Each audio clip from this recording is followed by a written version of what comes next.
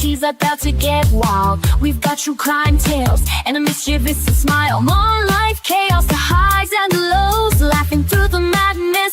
Anything goes. It's talk time with Amy Boston and Kelly Farrell. Fun nights and stories we're telling. Everyone's welcome. Grab your drink, come run. We love true crime, real life and fun, and free care and rejoice.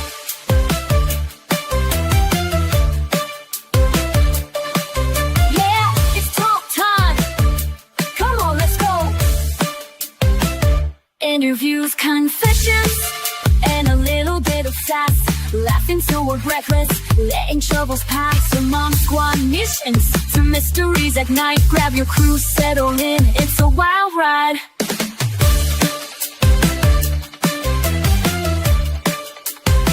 It's talk time with Amy Boston and Kelly Farrell. Fun nights and stories we're telling.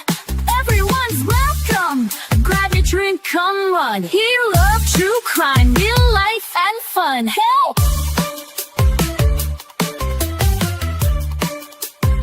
It's free care regional. Guys, talk time with Amy Boston and Kelly Free Karen Reed.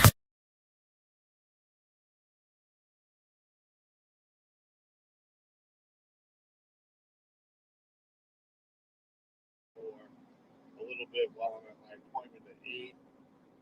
So we'll see how this all unfolds. But we're really into the nitty gritty here. Look at the past few days with these witnesses, Dr. Riddler, Lapasar, and Crash Cat coming off.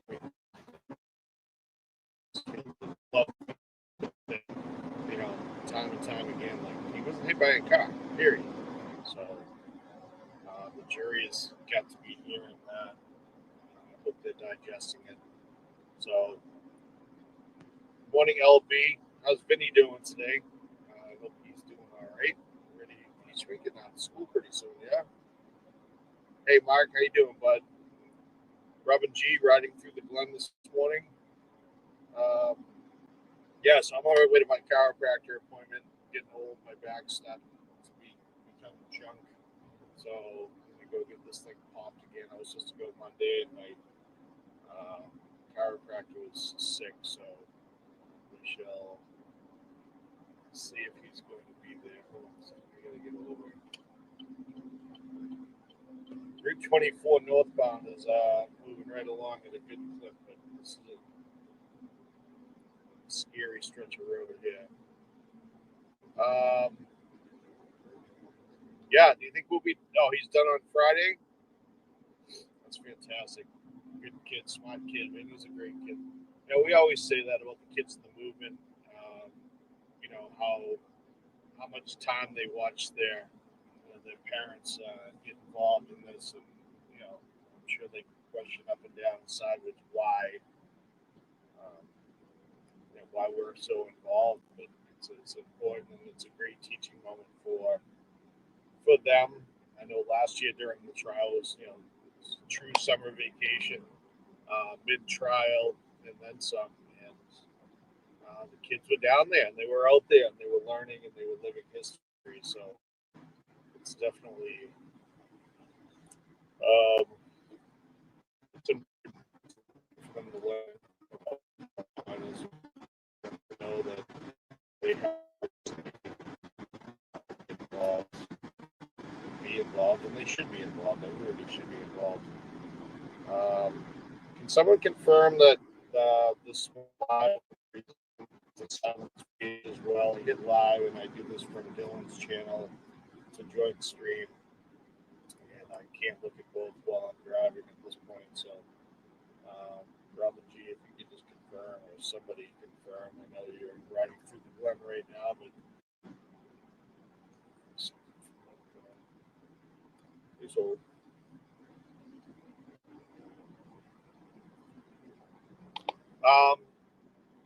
So going into today, I guess is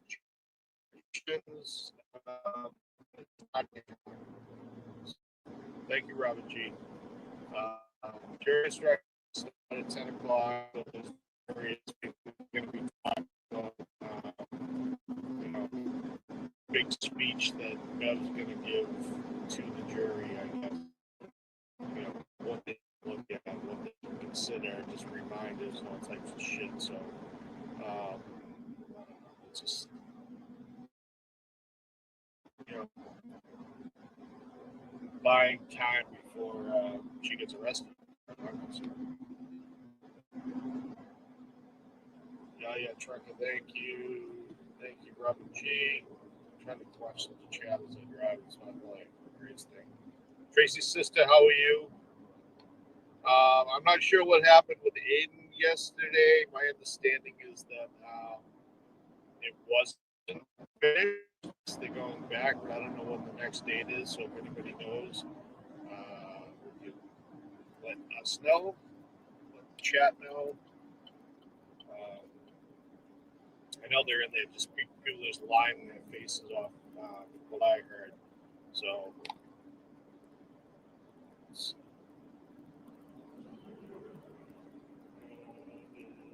what is it, 11? I thought today was at 10, Robert. Oh, today at 11, meaning 8. All right, fair enough. Well, hopefully that gets resolved. I mean, it's such a bunch of bullshit. Somebody's knocking out the door here. Is she there? Dean, are you there from the closet? Oh, I see her. Hold on a second. Hold on, I'm trying to drive it. In an accident. Hi! What's happening? Nothing. I'm in the closet. I'm hidden away in the closet to come say hi to everybody. That's like your new place to be, is in the closet. People expect it in the morning now. Well, I'm not supposed to be on my phone, and the cameras don't come in the closet. You can't see. But if I was out of this, then, they could see me on the cameras. Yeah. So, yeah. Oh, right. So the hidden closet. Right. Yeah. So I hide in the closet, and then when I'm done, I come out of the closet. There's no shame. It's Pride Month.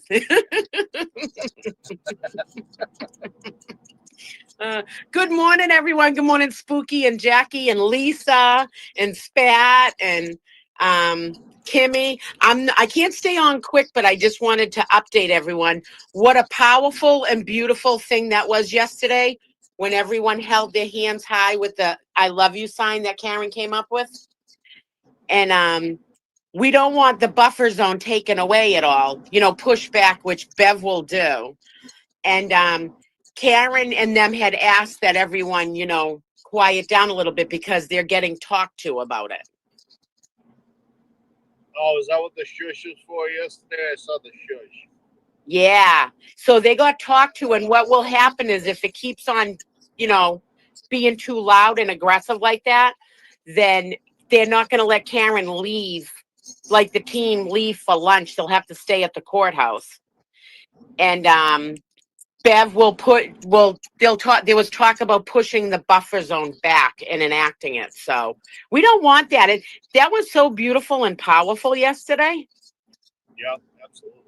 So just keep on doing it, folks. We only got a couple days left before she's set free of these charges.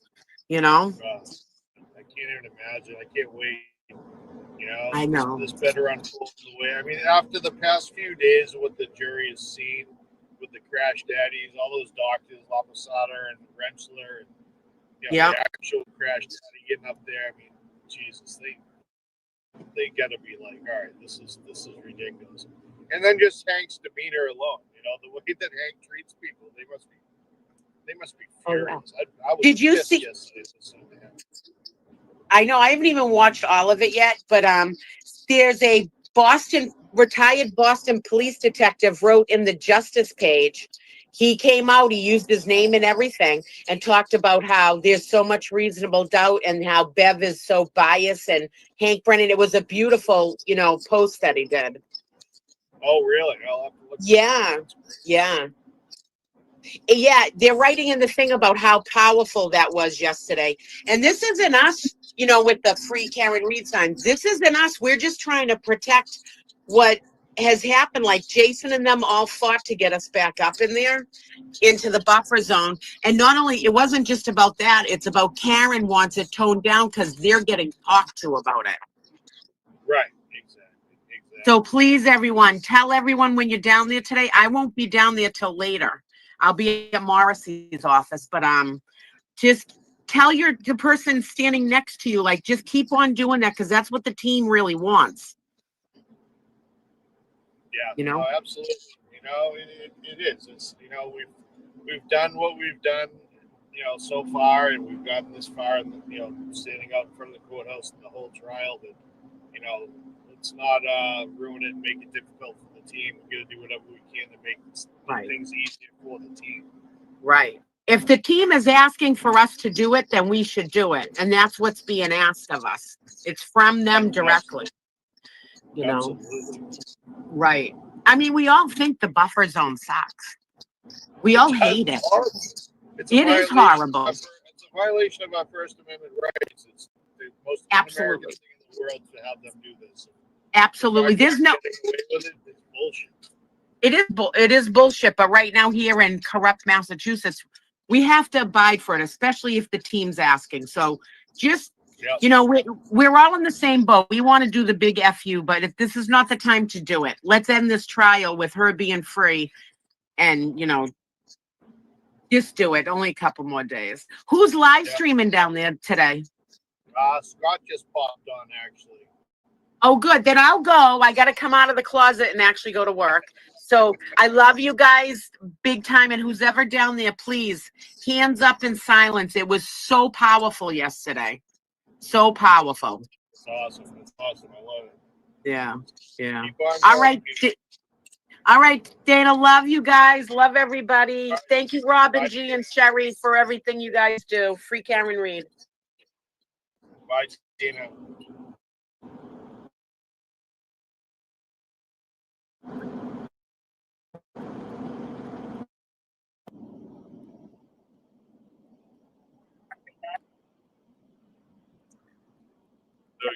Scott, what's going on, bud?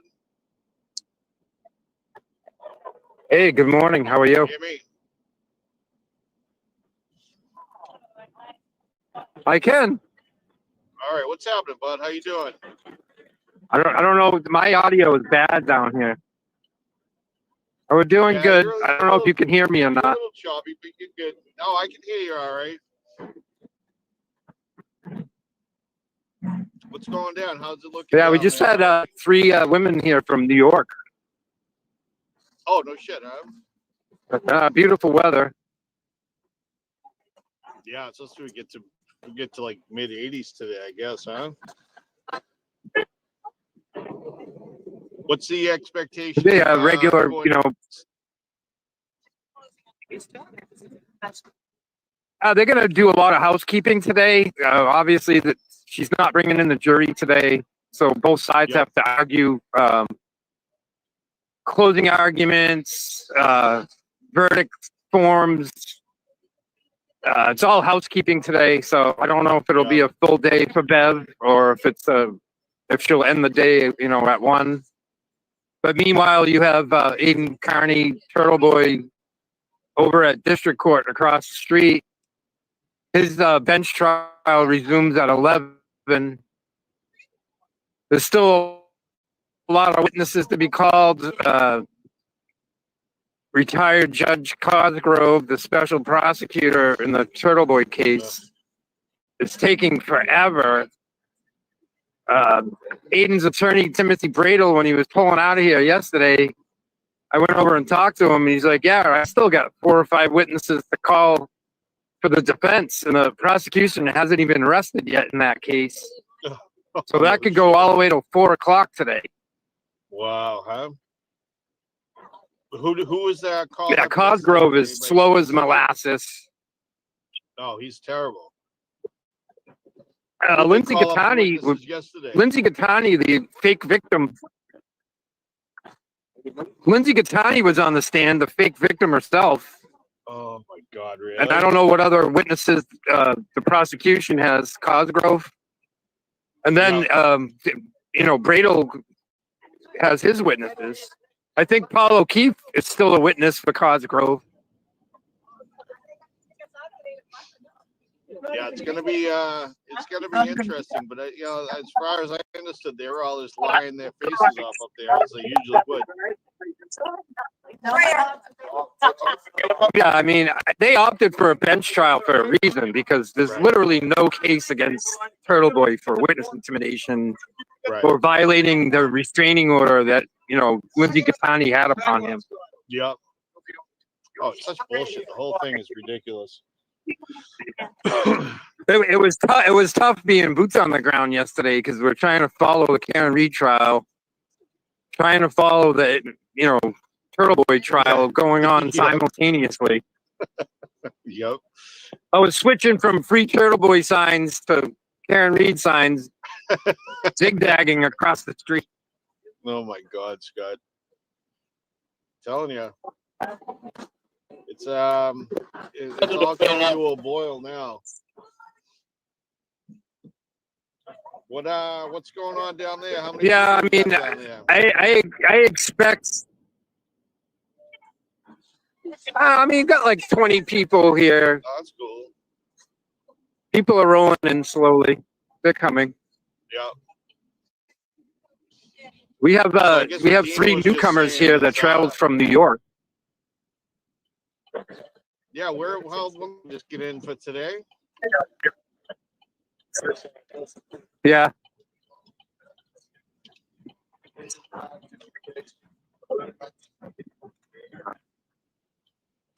Congratulations. What? By chance? No, I'm not. All right, you're all set then. We're just checking stickers. You don't need one. Have a good day. Thank you too. Indivisible. It's kind of my appointment.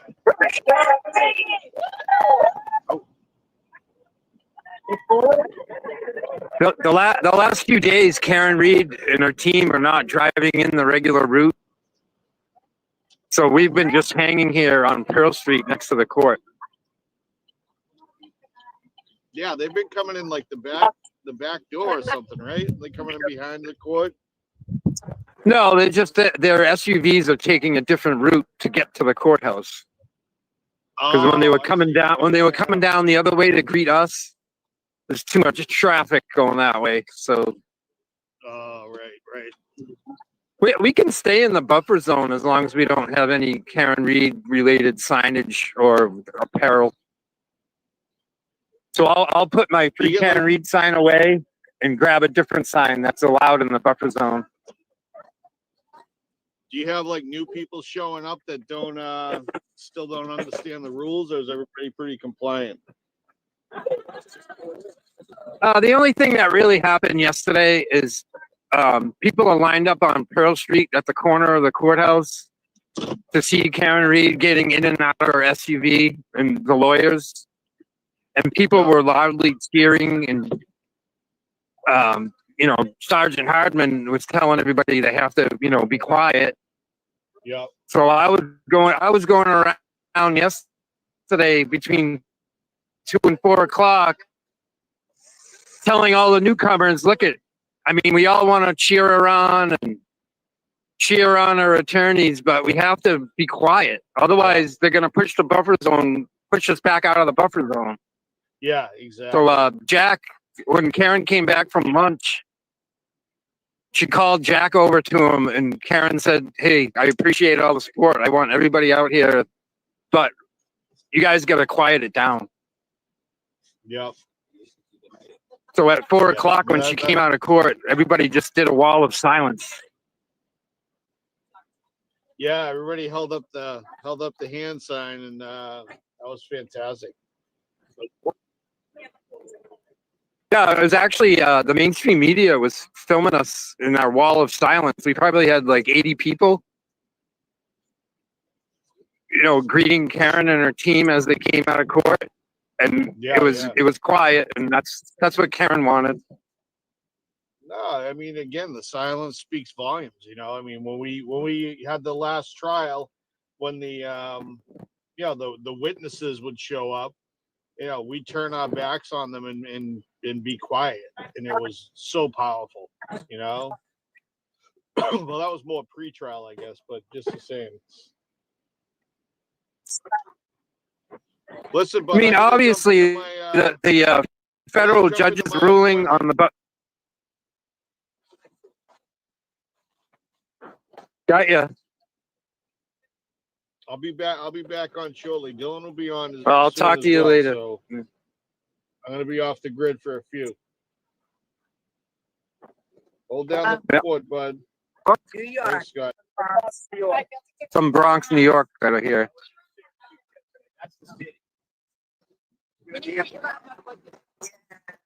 Are you staying here for a while, or? Just last night. Are you broadcasting? Yeah, you're on Resistance. Thank you. Free Karen Lee. Yeah. I've never seen such. Well, we've been meeting people from all over the place. Yeah. People from Utah, Colorado, Florida, Canton. There's Cantonites here. Yeah, it is a beautiful area.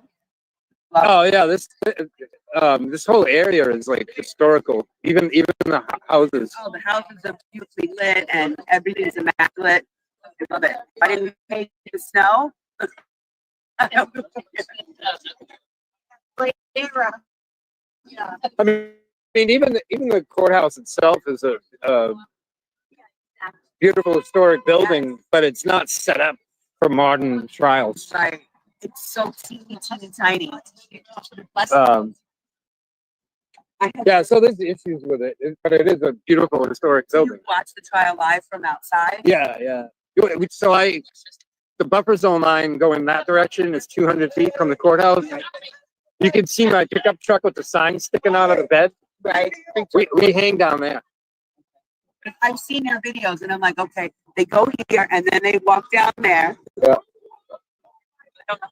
I want to take a picture of the back of your sign. Oh, the signatures on it? Yeah.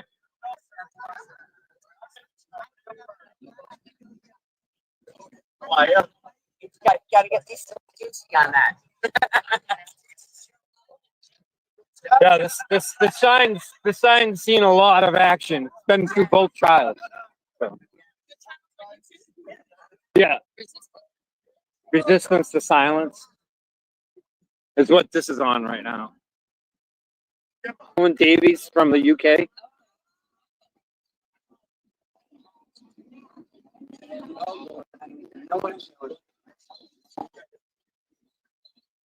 Are you gonna hang here all day? Okay. Yeah.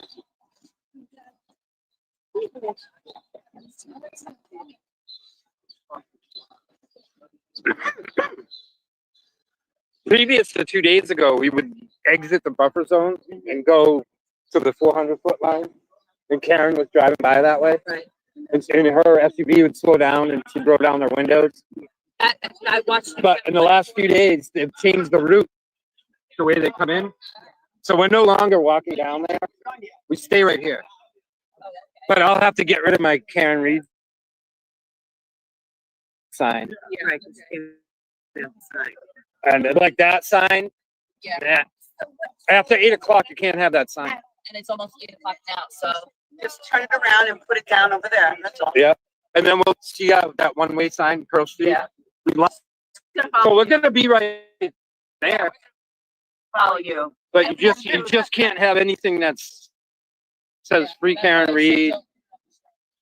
Which is against. So like your pink shirts are fine. Yeah. That's why we didn't put any. Her frame sign is not fine after 8 o'clock. It's 8 o'clock now. So the buffer zone enforcement free Karen Reed sign, I can only do that till 8 o'clock. Well, it's 8 o'clock now. Yeah, we got. Yeah. So I have to walk to my truck, put signs. I switched to a sign that's allowed in the buffer zone. As long as the sign doesn't particularly, like my other sign is corrupted Canton Police and MSP Right, you're not naming. need a reboot. So it doesn't have Karen Reed's name on it. His name is her name. There are certain signs that are allowed down here. Like even if you covered up the name Karen Reed on that sign, that sign's actually allowed. The fact that it says Karen Reed makes it not allowed.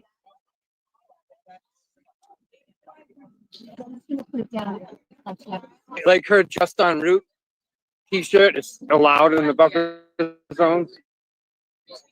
Even though it's a T.A. Morrissey case, it doesn't directly relate to the Karen Reed case. The buffer zone rules are like nuts. I've got to actually take some of my signs, bring them to the state police and say, is this sign allowed? The buffer zone on paper, Judge Canoni says it's 200 feet from the courthouse, and it is 200 feet that way, but it's 400 feet that way.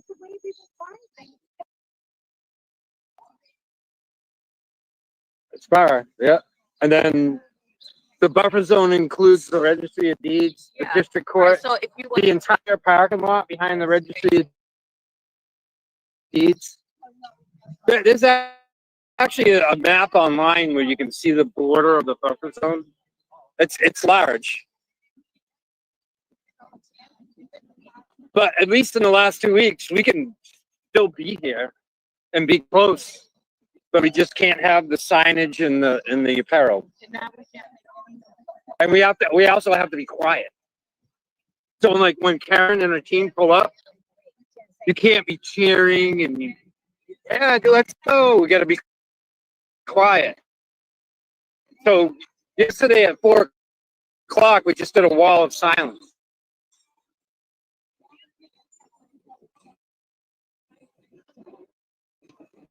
Because Karen's worried that if we get too loud, they'll kick us out of the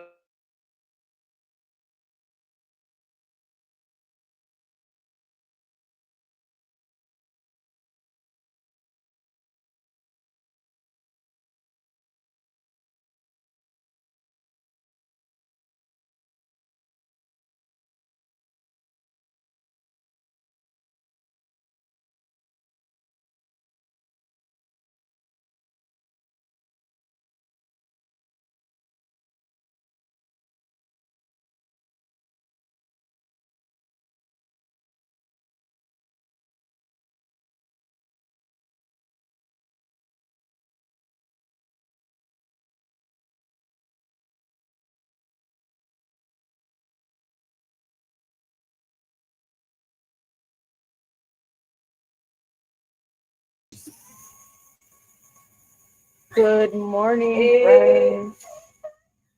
Is my mic better? Is it still really loud? I'm trying to fix it.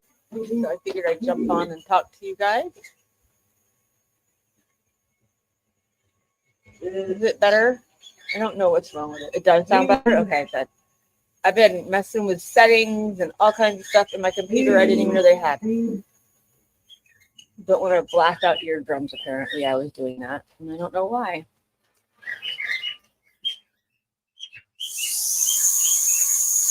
Oh, I'm sorry, Polly. You know we're here for you. Even if it's just through the screen, we can be here for you. So, sad news. By the way, I did lose 2 of my baby hedgies yesterday. I was really upset, but it was 2 little idiot tiny ones. They didn't seem to be gaining weight, so. But the other 3 are doing great, so that's always a plus. I was so sad. I didn't want to tell you guys, Amy. I told you about the first one, and then when the second one passed away, I cried. So I just sat here.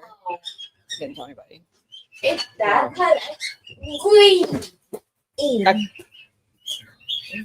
I have a tendency to blame myself for that stuff. So, Liam, no sir, please. But Liam's playing in the background, so sorry, guys. I was going to see what I could put on for you, since it seems that Scott is having a little bit of an issue with his stuff down there.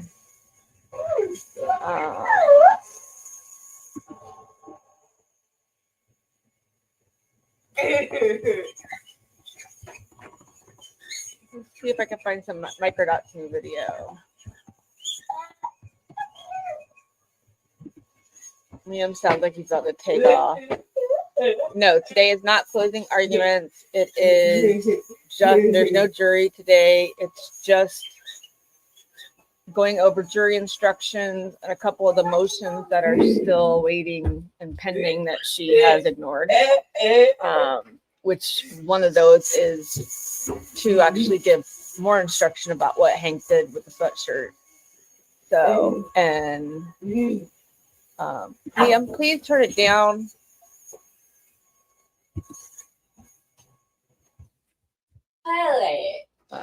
Let's see.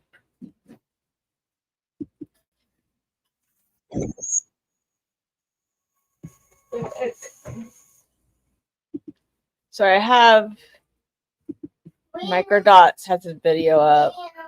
I can play if you guys would like to.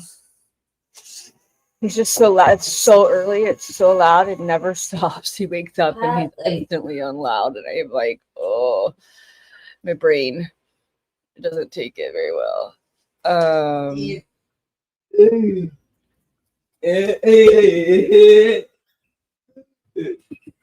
Do you guys want to watch Microdots' new video?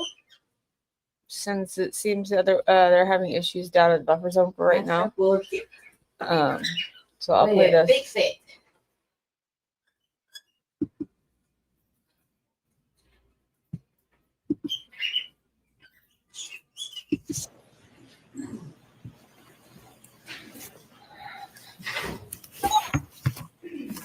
Good afternoon, Dr. La Posada. 6 minutes till the afternoon. Good afternoon. That's okay. You wrote a report in this case, doctor? Yes, I did. Do you think that based on your analysis, was Mr. O'Keefe thrust backwards? Is that what you determined looking at his head injury? That he was, I didn't understand. You had your hand in front of your mouth. Sure, I'm sorry. Yeah. You talked about a head injury that Mr. O'Keefe had that Yes. he suffered from Yes. that caused his death. Yes. Was that caused by being thrust backwards? Yeah, the motion was upwards, down. Okay. And the way you just showed it could be a fall. Correct. Did you have an opinion looking at his wound that he was thrust backwards? What do you mean thrust? His body went backwards. There may have been some applied force to it. I don't know about thrust. I'm asking if you have an opinion.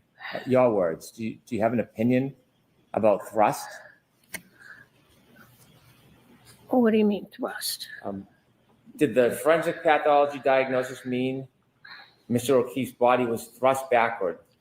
If you want to say thrust as indicating movement, that it went backwards, then you could say it was thrust. May I approach?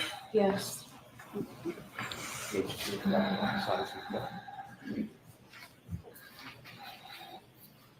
I'm showing you page 2 of your report, Dr. La Posada. Yes. I'm just going to ask you to read it, not out loud, and then I can ask you the question after we take it. But I want to. Yes. Yes. Are you familiar with that? No, absolutely.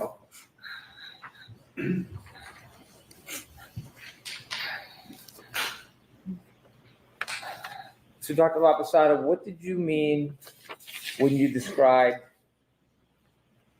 that Mr. O'Keefe's body was thrust backward from a standing position? I mean that he was standing upright and his body had momentum and went down and hit at the back of his head. So it was thrust backwards. You cannot tell forensically how much momentum he had, can you? No, we don't do those analyses. And you can't tell if anything caused that momentum based on the head injury, can you? What do you mean causative? It was caused by his body went backwards. Yes. And so the amount of force causing him to go backwards, that's not something you can determine from the head wound, is it? No, I can't tell you the amount of force. It was significant because he had the massive skull fractures. Did you say it would be significant? Yes, significant force.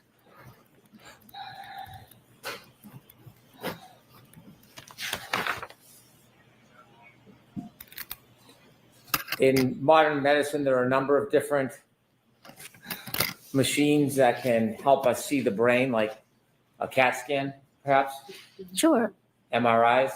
Yes. Would you agree with modern medicine that the use of MRIs and CAT scans and other tools give a clinician equal, if not better, opportunity to examine the brain as actually cutting it and holding it in your hand? No, the actual gold standard is the pathology, to be able to have the brain in your hand, look at it with your naked eye. And we have conferences in the hospital where we meet with radiologists and say what we find at autopsy and see if their radiology was correct. Can CAT scans and MRIs show contusions on the brain? Well, they might. Subdermal hemorrhages? Subdural hemorrhages. Yes, they can. Herniations? They can. Do you have any doubt about the modern medicine and the use of MRIs and CAT scans? Do you think they're inadequate in any way? Well, I'm not a clinician, so I don't use those to diagnose diseases in living patients. Dr. LaPosada? Okay, so I thought that this was actually one of Microdot's videos. Apparently, he just played this wetness again. So I did find another one. I'm going to go ahead and put on for you guys. We'll just play a couple videos today.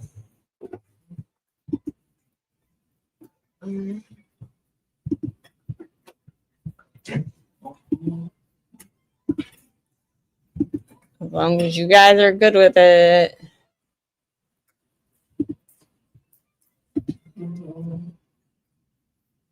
State that, that's correct. So when you've made your criticisms that you've done testing regarding Dr. Welcher, you don't have any evidence, any statement on it that he was trying to reenact the actual collision. When I did that, there was one test with the arm like this. That's the only evidence that was presented in his opinion or in his case. I evaluated that. I have not seen any other explanation of what happened or how it occurred. Specifically, Dr. Welcher said in his report on page 9, he said, I have conducted an accident reconstruction and biomechanical engineering analysis of this matter. If he did not recreate how he was positioned, if he did not determine the speed of impact, if he did not determine how Mr. O'Keefe's body moved, if he did not determine where he ended up, then he did not conduct either an accident reconstruction analysis or a biomechanical causation analysis. He did nothing of the sort. Other than your opinion, let's get back to my question if I could. I believe I answered at the beginning of that, sir. I'm going to ask you again. Keep going, Hank. Watch here, as Karen and her team cannot believe that Hank Brennan is actually continuing with a line of questioning that establishes the Commonwealth doesn't have enough evidence to prove any theory. My detailed question is, there is nothing in Dr. Welcher's report or any of his presentation that states he is trying to represent the exact posture, movement, and stance of Mr. O'Keefe when there was a collision. It's not anywhere in there where he stated that. It's not stated. I'd be curious to find out what that, if that wasn't the intent of the test, I'd be curious to see what the actual intent was. Is the answer no, it's not in there? I think I just said that at the beginning of my answer, sir. I'm going to ask you again, is the answer no? The answer is no. One more thing. Dr. Rentschler, does the Commonwealth have a chance in Halloween in this case? The answer is no. It's Caleb, you guys. Hey, it's Caleb.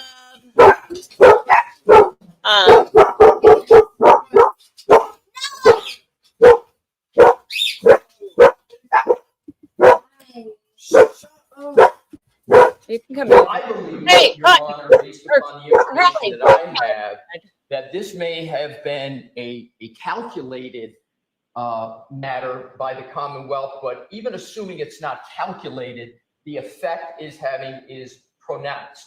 So what I want to do, Your Honor, is to look at what the reason Mr. Burgess has given, which leads me to be very concerned about a calculation and a strategy calculation here. Mr. Burgess states in his own words that the reason why he is changed, that time is being changed, is to, quote, align the trigger with Mr. Whiffin's analysis. And Mr. Whiffin's analysis is based upon the extraction data from Mr. O'Keefe's phone. And I believe it's undisputed that the extraction from Mr. O'Keefe's phone occurred years ago. And the data from that has been extant, it's been available years ago. So to me, Your Honor, that basis can't be a proper basis at particularly this stage where we are approaching the end of the trial, just literally days before the testimony of Aperture. And we are in a very, very almost impossible, challenging situation. As Your Honor knows, I don't like to use hyperbolic words, but the word has been used for us, against us, ambush, ambush, ambush. If there's ever an example of an ambush, this is it. If there's one rule of thumb to keep in mind throughout this trial, it's this: the weaker the Commonwealth's case becomes, the more desperate, slimy, and dangerous their actions will be. Hank Brennan is an absolute disgrace, along with everyone else sitting at that table.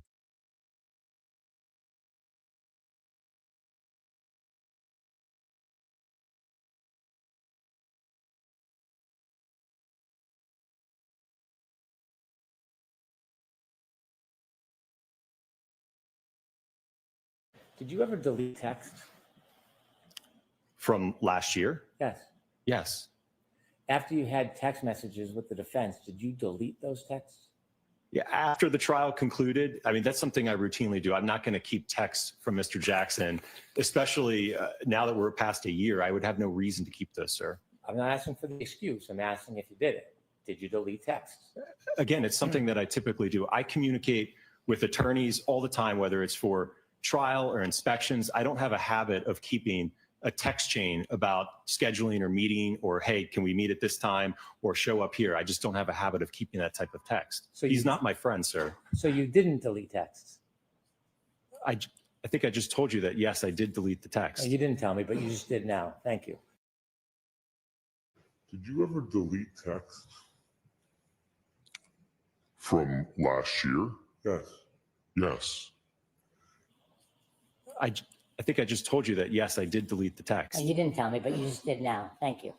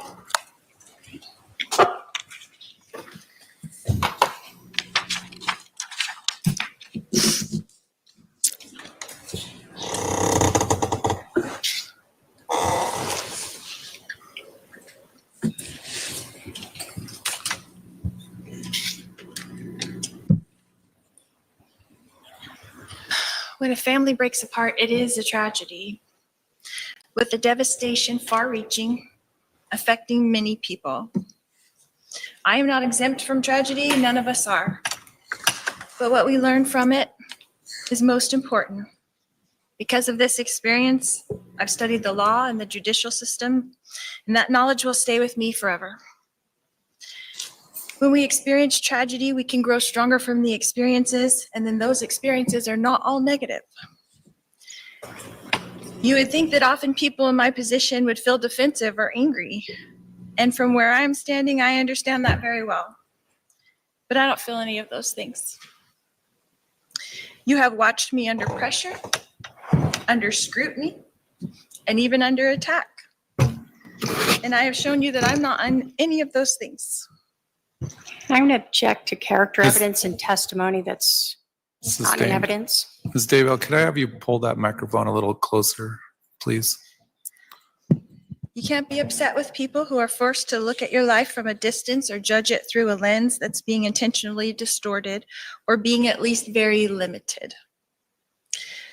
Like the lens the state has shown you on this event. There's so much more going on that is not included to your view. The law prevents some of these things from being shared I'm in going to trial. object, Your Honor, to improper. Sustained. You have seen opinions formed by strangers trying to put together a narrative. I have shown you that basically there is no defense to what a person did not do or did not participate in. Other than what you've seen, which is no evidence that I made an agreement to commit a crime, because no such evidence exists. So I'm not defensive. I'm not angry. Nobody has all the pieces to this puzzle. It is complex. Like most families, this is a complex issue. And like the state, I was not there. But there is no agreement, no plan, no game. I am no stranger to tragedy. The breaking up of a family is tragedy. On June 25th, 2019, Brandon Boudreau decided that I was responsible for his family tragedy. And I'm really sorry that he feels that way. No, Your Honor, I'm going to object again to testimony. All right. The jury is reminded that what is said in closing statements or closing arguments is not evidence. It is not testimony. The intent of the closing argument is for each side to argue what the evidence shows. Go ahead. I did and have supported my niece Melanie when she suffered tragedy as a young child and during this terribly difficult time in 2019.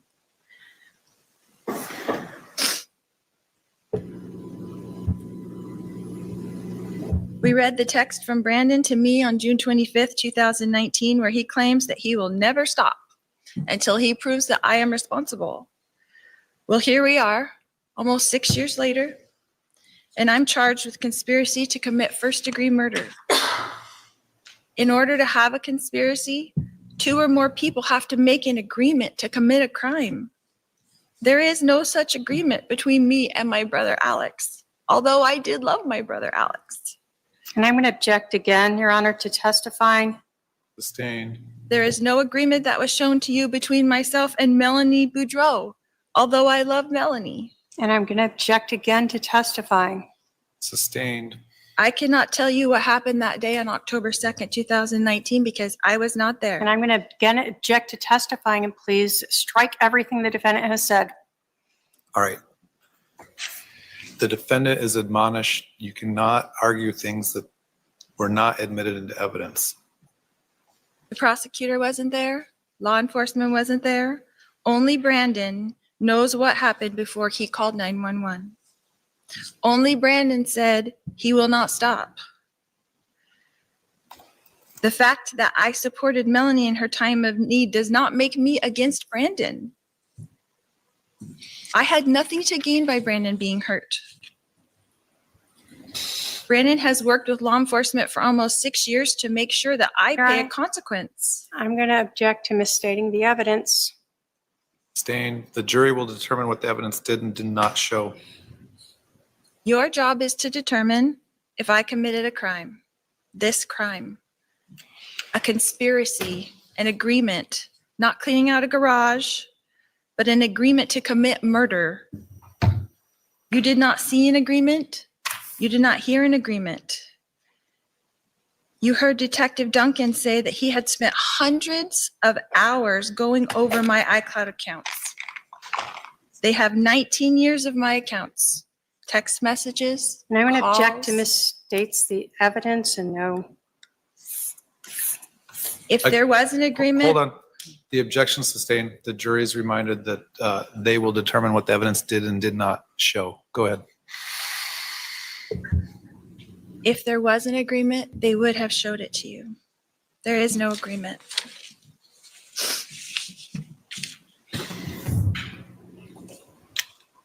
We've all experienced tragedies in our lives, and naturally people want someone to blame, someone to pay a price. My brother is no longer here. We can't ask him about that day. There were things presented in this case that I did not know. And I would object again to testifying, Your Honor, and ask to strike. Sustained. Things that I saw, I thought. And again, I'm going to already ask to strike. All right. The defendant cannot testify to things that were not testified to from the witness stand. Because this is the theory the prosecutor wants you to see, it is limited. How can we say clearly when the law only allows for a skewed view of things? The devastation this family has gone through is the tragedy. After almost 6 years, it's time for healing. Thank you.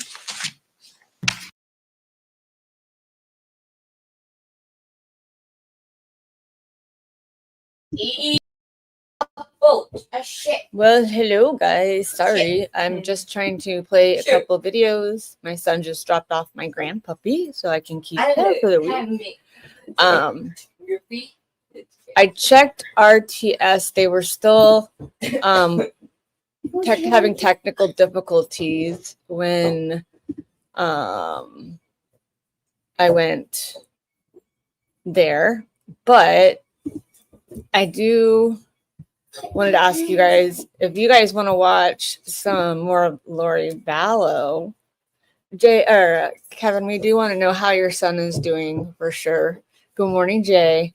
If you want to watch more Lori Vallow, there is a stream that Colby did when this first happened that he actually had a conversation with her on the phone. Unless you guys want me to find more microdot videos, I'll do whatever. I'm just trying to keep it quiet in my house for you. Best news ever. Best news ever. You guys say a prayer for Polly. She's not feeling well either. She's been having a rough time the last couple of days, even though she doesn't say anything in the chat. I just want you guys to know that we do say some prayers for her.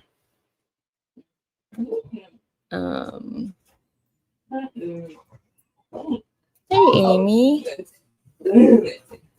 Kev, you're one of the family. We love you. You understand a lot of what we all go through, so we got your back. We got Polly's back, your family. I'm going to queue up no. He has a heart, guys. It's crazy. He's not just fun and games. He does love us. Just kidding, Kevin. I love you. You know I do. So I'm gonna pull up some Colby, which is her. I know it's not Karen Reed, but I'm a little Karen Reed out. And if we can't watch the trial today, I wanted to kind of hold on a second. I have a grandpuppy yelling.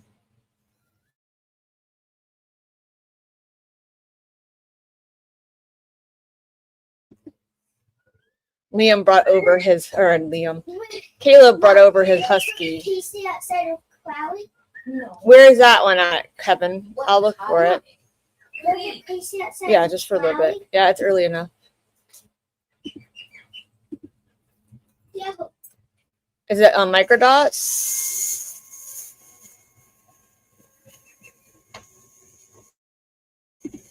God, my house never slows down. I swear to God. On Twitter? Okay, hold on.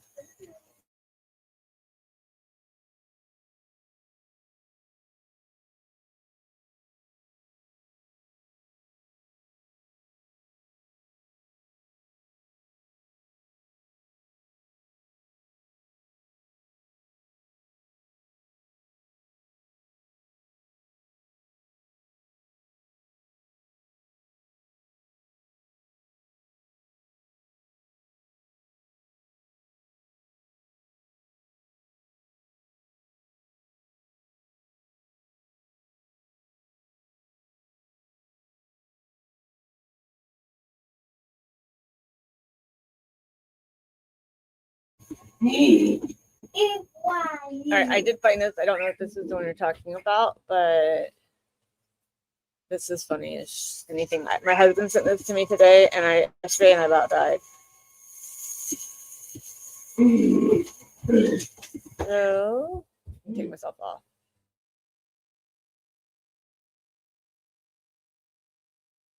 You ate a ham sandwich. I just like ham sandwiches. Did you have chips too? No. Pickles? Did you laugh? If something funny was said, I probably laughed. Did you get an Uber? No. Oh my, why not though? I didn't want an Uber. Details matter. Yes, sir. I was the one who said that. Happy birthday to my beautiful daughter. That is entirely inappropriate to say. He rolled his elbow into the paint. No bruising, no bleeding, no fractures, no injuries. Shut the fuck up. Objection, Your Honor. That opinion clashes with Dr. Welch's accent wall. If your hand is hit by a car at 15 miles per hour, it's going to fly 50 times faster than you can blink. Jurors disregard that.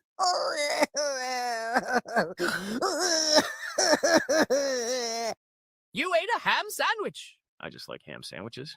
Did you have chips too? No.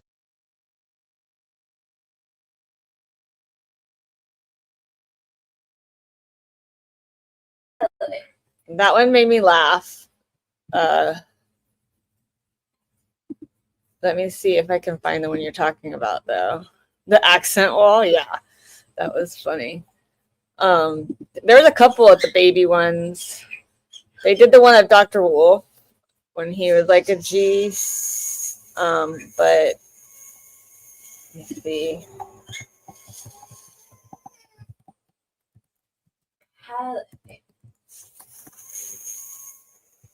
Let's see.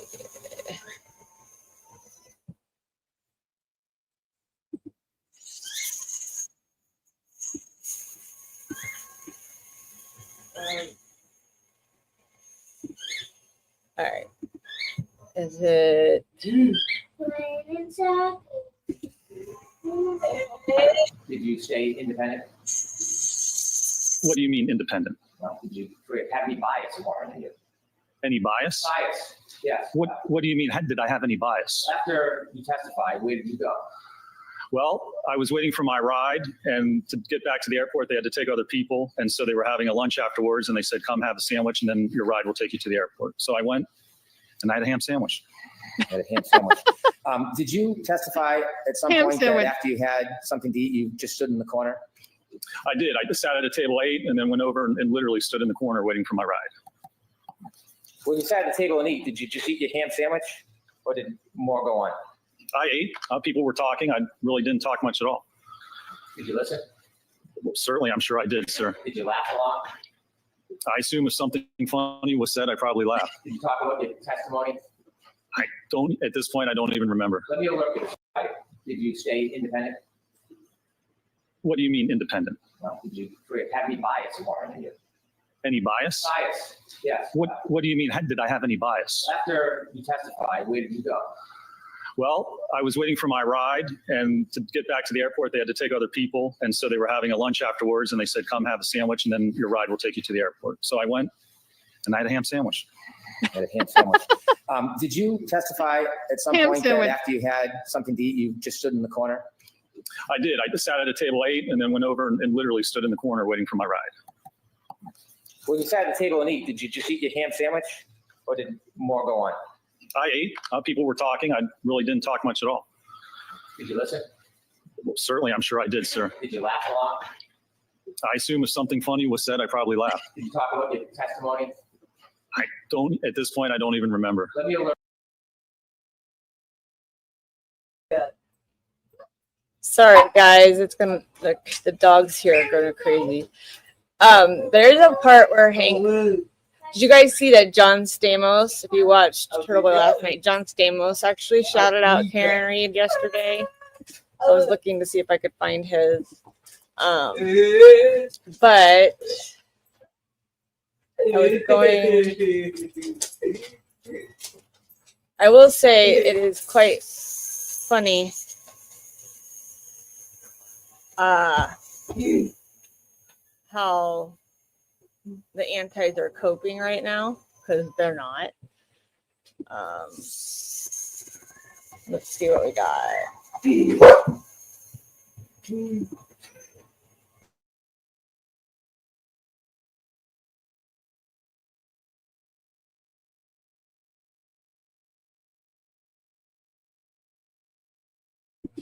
I sent you a link, Kev. There's in the chat. Hi, Mag. Nice to see you. Glad you're joining us.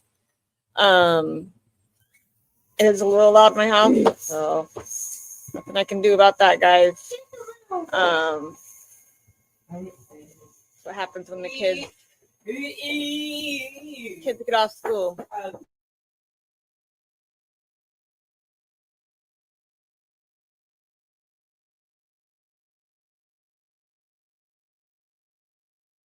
See you later. See you later, Disco Ball. Bye, Daddy.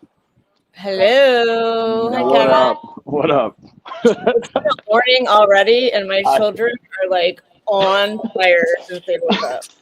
I can't stop laughing at that fucking ham sandwich fucking thing in the middle of a murder trial. Like, what are you doing with yourself? He just gives up, though. Did you hear him at the end? He literally told him, "We have no case." Yeah. At the Because end. he knows he doesn't. He knows he has no case. Like this single, if nothing else sunk him, this absolutely sunk him. If I was him, I just would have said, at least you guys eat ham. Huh? I said Rentschler took him down.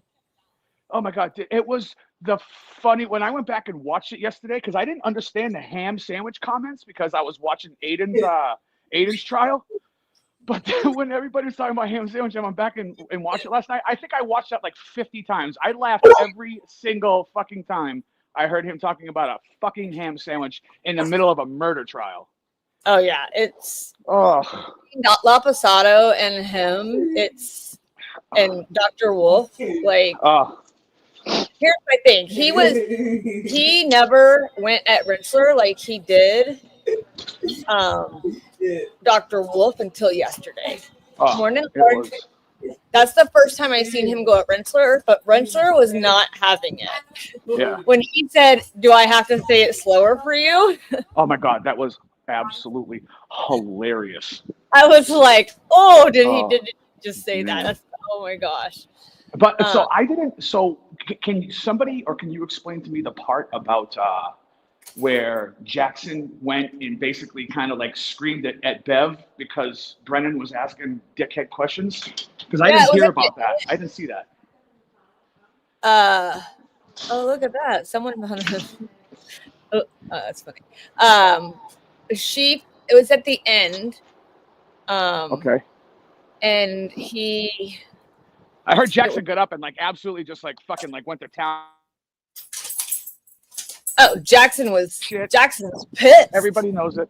He's like, "You need to admonish him right now." And she was like, Brennan Jackson, sidebar. Like, she didn't even know what to do. If she was a mom, I don't know how she would handle it because I have boys. My boys fight all the time. I have older boys and. What did Hank say? I'm gonna pull it up. Let me pull up. I'm gonna pull up these really cool chicks that I know from yesterday. I'm sorry, you cut out. I couldn't hear you. I said I'm gonna pull up. Okay. I'm gonna pull up some really cool chicks that I know. And watch their stream from yesterday Okay. because they're really, really cool. Like other side of the pillow, cool. Like these chicks, dude. These chicks need to they need to be paid. They're so good. Oh my. That's how good they are. Looking at you, chat. They're this There good. we This go. is not. These chicks are badass. I'm not gonna. It's because I'm in a shitty area right now, and I'm not on Yeah, Wi-Fi. You've gone in and out a couple times. Yeah, That's no, I'm not on Wi-Fi. I'm outside right now because ain't nobody want to sit inside a fucking building on a gorgeous day like today. Let's see, towards the end, it was right. I think it was here. It was after Jackson's. So like, the girls that you're saying are cool. Are they like other side of the pillow cool? Dude, these chicks that run this channel right there that we're on, they are like cooler than the other side. Cooler than the other side. Yeah. Like you can't Hey, even. who's going to court tomorrow? I'm going to court tomorrow morning. So who's gonna come and visit and say hi? I know I'm not no fucking celebrity or nothing. I'm not trying to be, but You are a celebrity. You're nah. Boston. None of the reports were ever not done. Okay. They were all completed. I'm gonna play this for a There were second. I have to go small help. fraction of Okay? reports according All right, to the cool. audit and according to Dr. La Posada herself that had to take a back seat. When the medical director came in 2005, by the way, this is 25 years ago, right? These are autopsies that were performed, and the audit was performed for autopsies and reports dealing with the year 2000. It's 2025. This is 25 years ago. When the new medical director came in for Rhode Island, he said, I don't want any review of any of the reports because it's more efficient and it's faster to get the reports out in a timely fashion. She resisted and said, I will never, ever, and she was published saying this, I will never, ever sacrifice quality for speed. I want the highest quality coming out of this office. They had a difference of opinion. She walked away because he was asking her, the new medical director was asking her to sacrifice quality of the she was undertaking. Did I do the wrong one? Medical examiner. Yeah, I think so. I thought it was. If a dead body is in Sorry, a Leo was cold in the bathroom. environment, I was trying to covered make with sure. snow and I avalanche did not get- environments, He likes to clog toilets. Hell yeah, So- that's how you know. That's how you know it was a good one. No, like with anything but. Oh, okay. That child he'll flush all kinds of stuff down. And you're like, what the heck? Where did that come from? Listen, I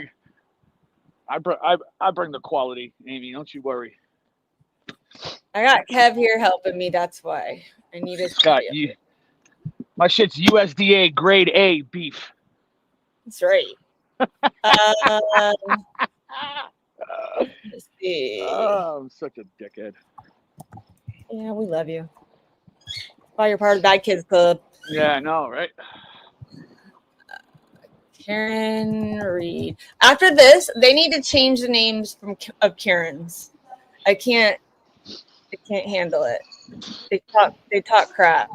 Yeah. Nobody is a Karen like that anymore.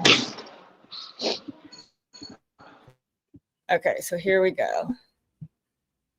Where'd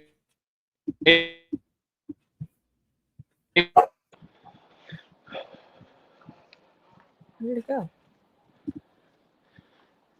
All right.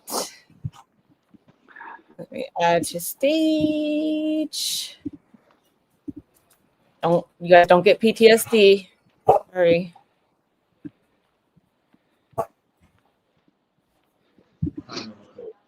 He did not stay. Oh man. Can I just, before you play this, can I just say something really quick? Like, every time I look at Hank Brennan, it reminds me to shave my taint. Ugh.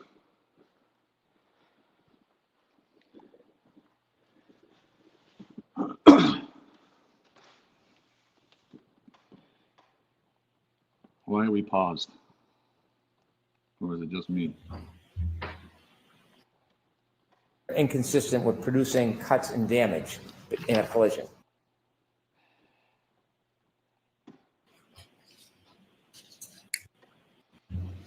Comfortable enough in here this afternoon. The court officers has done a great job keeping the AC going while we were out of the courtroom. So.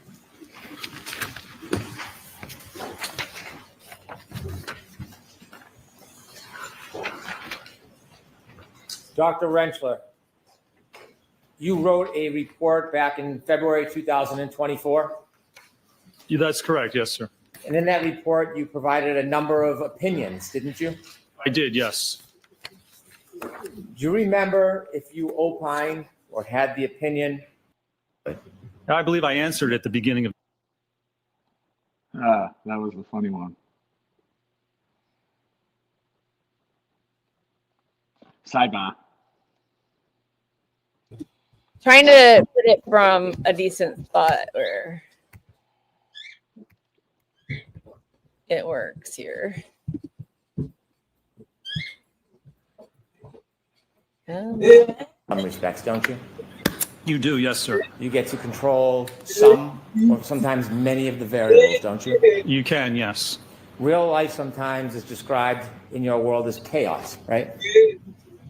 I suppose it could be under certain circumstances. Testing is limited to the variables that you produce, but real life sometimes has variables you can't predict. Isn't that fair to say? It's possible, yes. Is it more than possible, doctor? I don't know, is it? Well, I'm asking you. It depends on the situation and the certain variables. It depends on the case. It could be possible, yes. Have you seen cases where variables are impossible to predict? Where the what? Variables. Have you had cases? You've had many cases, you said. Have you had cases where variables are impossible to predict? It depends. I mean, it depends on what you're looking at. And if you want to conclude that something happened and this is how it occurred, you have to look at those variables. If you can't control for those variables, then it's possible you can't prove that it actually happened. So yes, if you're doing a certain test to prove something, you have to look at how those variables may affect it. But there's basic information you have to know to perform that type of an analysis. So my question again is, are there scenarios where variables are impossible to predict? There could be, yes. Have you had cases yourself where there are variables that were impossible to predict? I suppose I probably have. I mean, it depends. If you don't know what happened, sure, then you don't know those variables necessarily. How many cases have you done on pedestrian accidents? I've done hundreds of cases. So you have a good background and basis to know whether or not there are variables that sometimes you can't predict, don't you? Sure. As I said, it depends on the case. When you did the crash tests in this case, did you actually do them? I did not, no. Were you even there when they happened? I was not, no, sir. So you're relying in part on Dr. Wolf's work. I am, yes. If Dr. Wolf made mistakes, would that affect your conclusions? It depends what mistakes they are. When you had, or when Dr. Wolf had the crash test dummy in test E and F on a forklift, you remember those? I do, yes. I know. You remember that? I do, yes, sir. Okay. There was a difference between taking a small object and putting pressure on the body as opposed to a larger, wider object, isn't there? Well, from a biomechanical and accident reconstruction standpoint, that an impact occurred and here's how it occurred. You have, okay. Well, I'm asking you, do you understand? Well, if that's what you're telling me, then I don't want you to rely on me. If you didn't see them, it's okay. I don't recall if I saw those or not. Have you seen this picture? I don't recall seeing it. Called out the fact that it was a microscopic picture. And seeing the broken pieces of plastic under a microscope with fibers near the plastic. Is that something you would want to consider in your analysis, forming your opinion whether or not it was a collision between Ms. Reed's car and Mr. O'Keefe?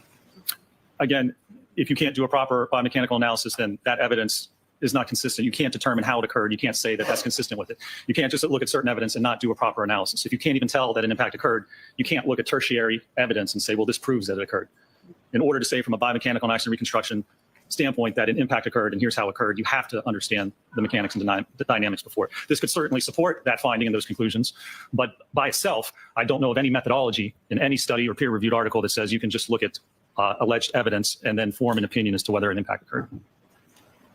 Can you see with your eye that parts of those broken pieces of plastic are sharp?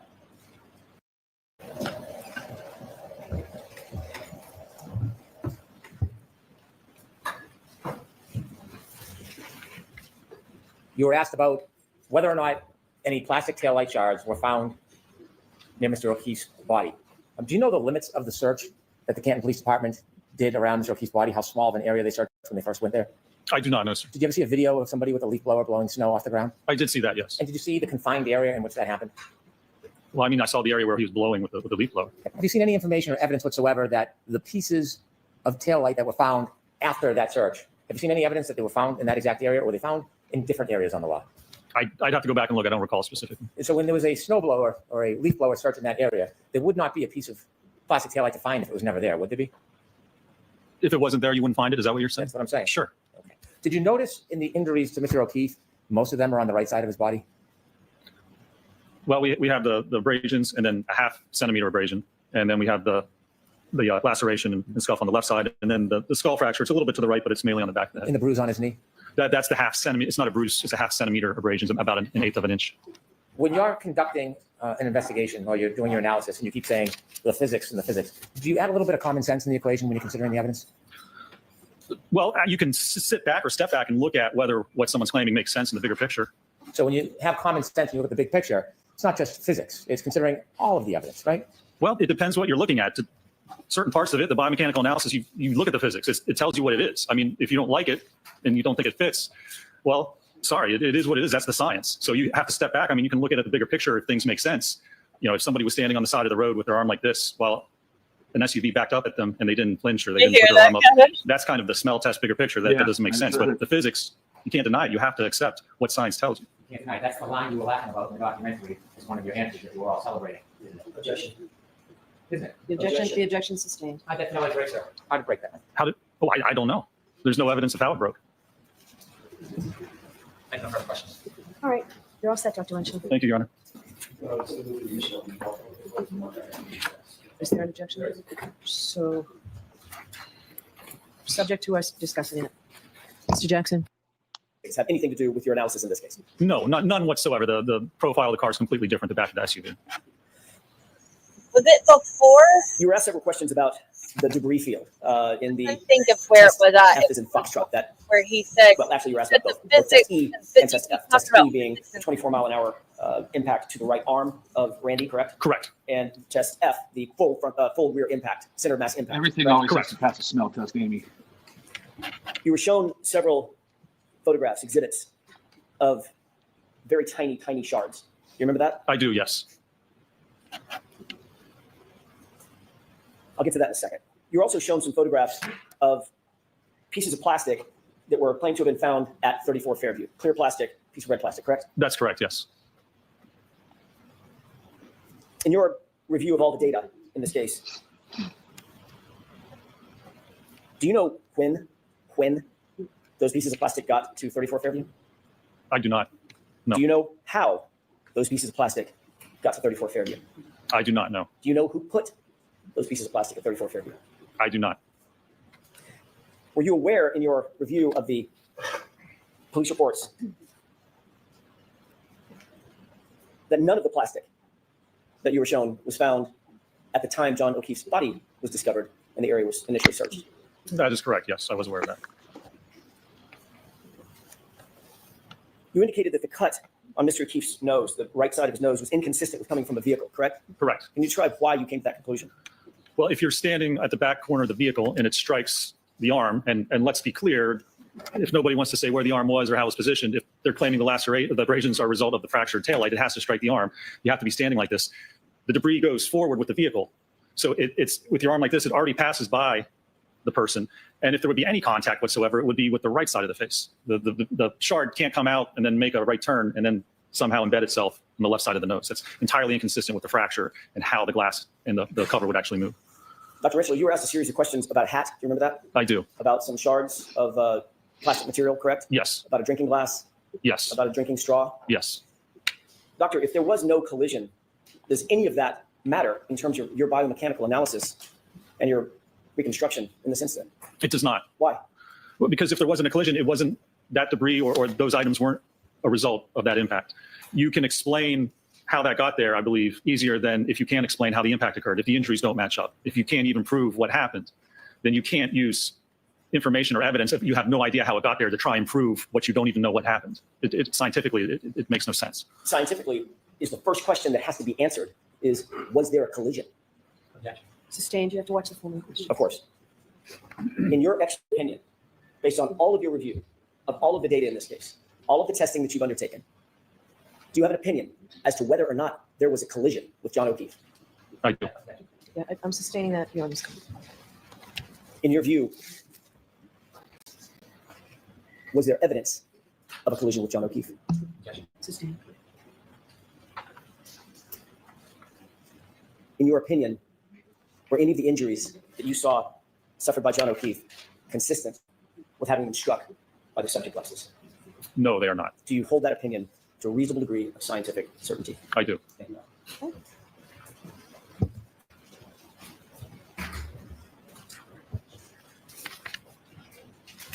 Doctor, you just said that you do not believe that there was a fender vault collision. Could it have been a clip? Could it have clipped Mr. O'Keefe? Yes. Not hit him, but clipped him. Well, I don't believe that's consistent with the evidence and what occurred. I mean, someone can get clipped by a car, sure, but in this case, no, I don't believe the evidence indicates that's what occurred. The glass. When you learned of the information of the glass in Mr. O'Keefe's nose, when do you think it was that that glass was pulled from his nose? What date? I think it was the morning when his body was discovered. January 29, 2022? Yes, sir. Somewhere around 6:15 a.m. Is that your understanding? Sometime when his body was discovered, that's correct. Do you know or understand that, did you see any evidence that Mr. O'Keefe had a drinking glass outside of 34 Fairview Road the morning after he got out of the defendant's Lexus? Do you understand that? What do you mean evidence? Drinking glass. Did you hear anything about that in your review? About what evidence would there be? Is there a video or a photograph, you mean, of him holding a drinking glass? Because otherwise there's a drinking glass there, but there's no evidence that he had it. I love French Judge, hair. can I come sidebar? Okay. I love that Rentschler was like, do you have proof he had a drinking glass? Just because there's glass there doesn't mean it's actually there. That was making me laugh.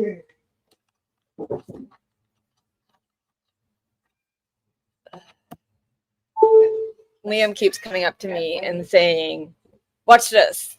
And I say, what do you think is so funny over there on that? Where's the? There he goes. Watch this. You're so goofy. That's what he keeps saying. Watch this. And then I say, watch this. And he'll say,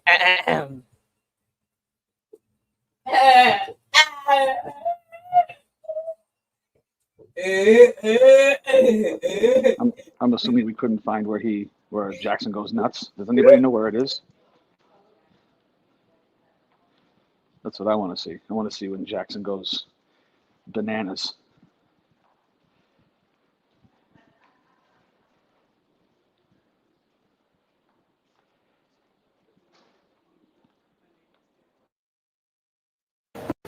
You were asked about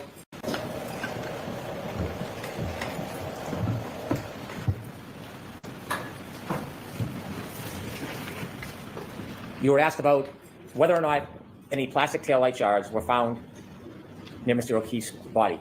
Do you know the limits of the search that the Canton Police Department We already saw did around that. Mr. O'Keefe's body? How No. small of an area they searched when they first went there? I do not know, sir. Did you ever see a video of somebody with a leaf blower blowing snow off the ground? I did see that. Did If you I see the can find confined it. area in which that happened? Well, I mean, I saw the area where he was blowing with the leaf blower. Have you seen any information or evidence whatsoever that the pieces Hold on. of taillight that were found after the search? Let me see if I can find it in another spot. Because for some reason, I can't find it. Jackson. Cut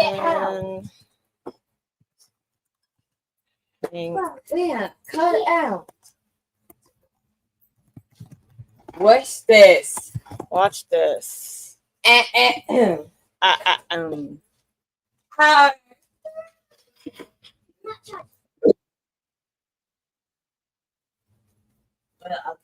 Guide. Natalie, you're only 5 feet tall. Short girls are the best.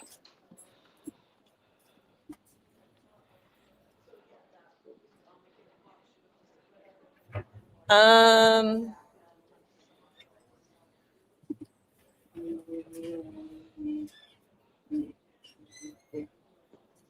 I don't know where it is.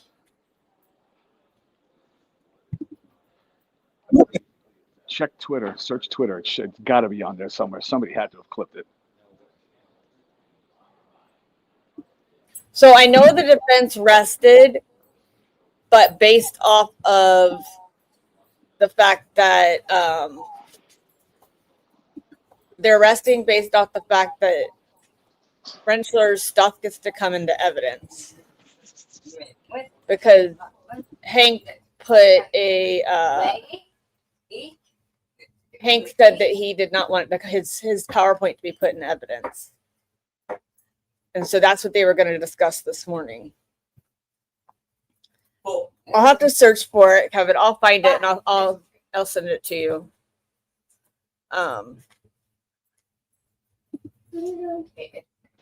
Yeah, either send it to me or we can talk about it at the first break. Yeah, I'll find it somehow. Shit is hilarious. That's the wrong one. I hate there's so many. When you search Karen Reed live streams, Yeah. there are so many that it's hard to find the right day sometimes.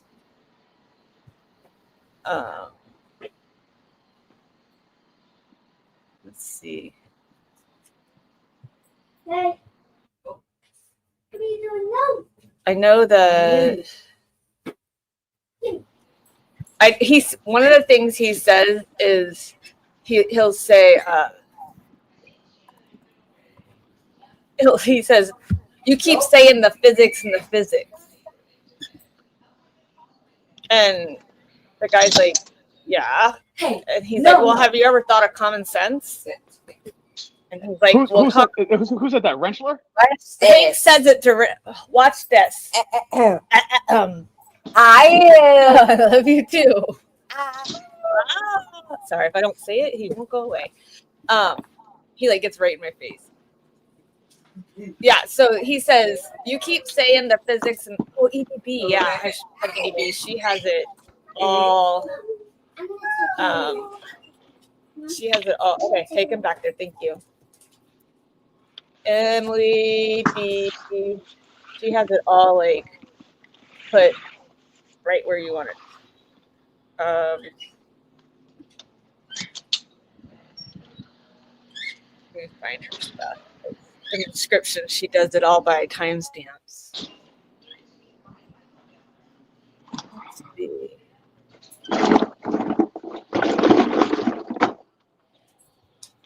Oh. Here you go. This is funny. Stop. Share. Not like she's not going to be late anyway. Yeah, of course. You kidding me? Never states how far, if at all, Mr. O'Keefe was thrown after being in a collision. That's right. He does not. When you don't know the speed, you don't know the body position, and you don't know the angle of the body at the time of collision, you cannot replicate a collision with that dummy to reasonable degree of scientific certainty. Well, you're right. You can't prove that actually occurred. That's the basis. Brennan, how have you not learned in this trial? Brennan is trying to undermine him and say, my expert did the paint test because you can't do a crash test dummy test because there's not enough information. And the answer is, well, you can't prove that it happened. You don't have the speed, the body angle, the point of collision, then you can't do a recreation. And the answer is right, you can't prove that it happened. I see where Brennan is going. I don't know why, but Brennan is trying to go with, but you can't do a crash test dummy test because you don't have enough factors. That's why Rentschler did his testing, because there's not enough factors to consider for a crash test dummy evaluation. But what ARCA is saying is we aren't doing reconstruction. We're testing the theory that you put out there. Your expert put this theory out there. We're trying to test to prove if your expert's theory is correct or incorrect. We're not solving for an unknown. We're peer reviewing your expert. Oh, Brennan walked right into that one. I'm going to back that up again because you knew he was going to get served, right? If he kept going down this line of questioning, you know what Dr. Rentschler is going to answer. Right. Without all that information, you can't prove that it happened. Yep. It's just an own goal right there. He does not. When you don't know the speed, you don't know the body position, and you don't know the angle of the body at the time of collision, you cannot replicate a collision with crash test dummies to a reasonable degree of scientific certainty. Well, you're right. You can't prove that that actually occurred. That's the basis. Yeah. So if you don't have the information, you can't replicate what happened. You can't determine, you can't state to any conclusion of accuracy what actually occurred if you don't have the evidence. So you were to do a crash reenactment, but couldn't state to a reasonable degree of scientific certainty. They did a crash. They did an accident reconstruction. They did do that. He's going to potentially open up a line of questioning that's more than they got into from direct. Because they did do a reconstruction, or they attempted to. Oh boy. This replicated the actual collision. That wouldn't be scientifically reliable to a reasonable degree of scientific certainty, would it? Well, if you perform a test and you state this is what I tested and this is the angle, then you can certainly say these are my conclusions. But if you don't know the throw distance, if you don't know the position, then you're correct. You can't actually come to a conclusion that it didn't occur. If you don't know how something occurred, how can you conclude that it actually occurred? It scientifically makes no sense. You can't come to a conclusion that something occurred if you don't know how it occurred. Welcher said that is what happened. Rentschler says you can't prove something occurred if you don't know how it occurred, which should probably be the opening line of the defense's closing argument. Boom. Ladies and gentlemen, 2 days ago, you heard Dr. Rentschler sit here and tell you, you can't prove something occurred if you don't know how it occurred. Do you know how this occurred? Because after 34 days, let's assume, for closing, you still don't know how this occurred because the Commonwealth hasn't shown you. You've heard about sandwiches. You've heard about paint. Yes. You've heard about Karen Reed's drinking. Sandwiches. Ham But you haven't heard how this sandwiches. happened. That's where you start. Because now Hey, Dr. listen, who Rentschler gives has a given you the answer. Fucking Jesus Let me back Christ. that up and listen to it again. My conclusions. But if you don't know the throw distance, if you don't know the position, then you're correct. You can't actually come to a conclusion that it didn't occur. If you don't know how something occurred, how can you conclude that it actually occurred? It scientifically makes no sense. So if an expert What's your next question? does a crash test and they can't determine to a reasonable degree of scientific certainty. Hank thinks he's winning. Hank thinks he's winning cross-examination. Listen to his question. Hank thinks he's winning cross-examination. Hank thinks he's got this expert. Right. So if you don't know all of that, how can you do a crash test? You can't. Your tests are unreliable. Wow, Brennan, that's a bold strategy. Listen to his question. Listen to Brennan's question. Right. So you can't do a crash test. We didn't do a crash test. You did a crash test.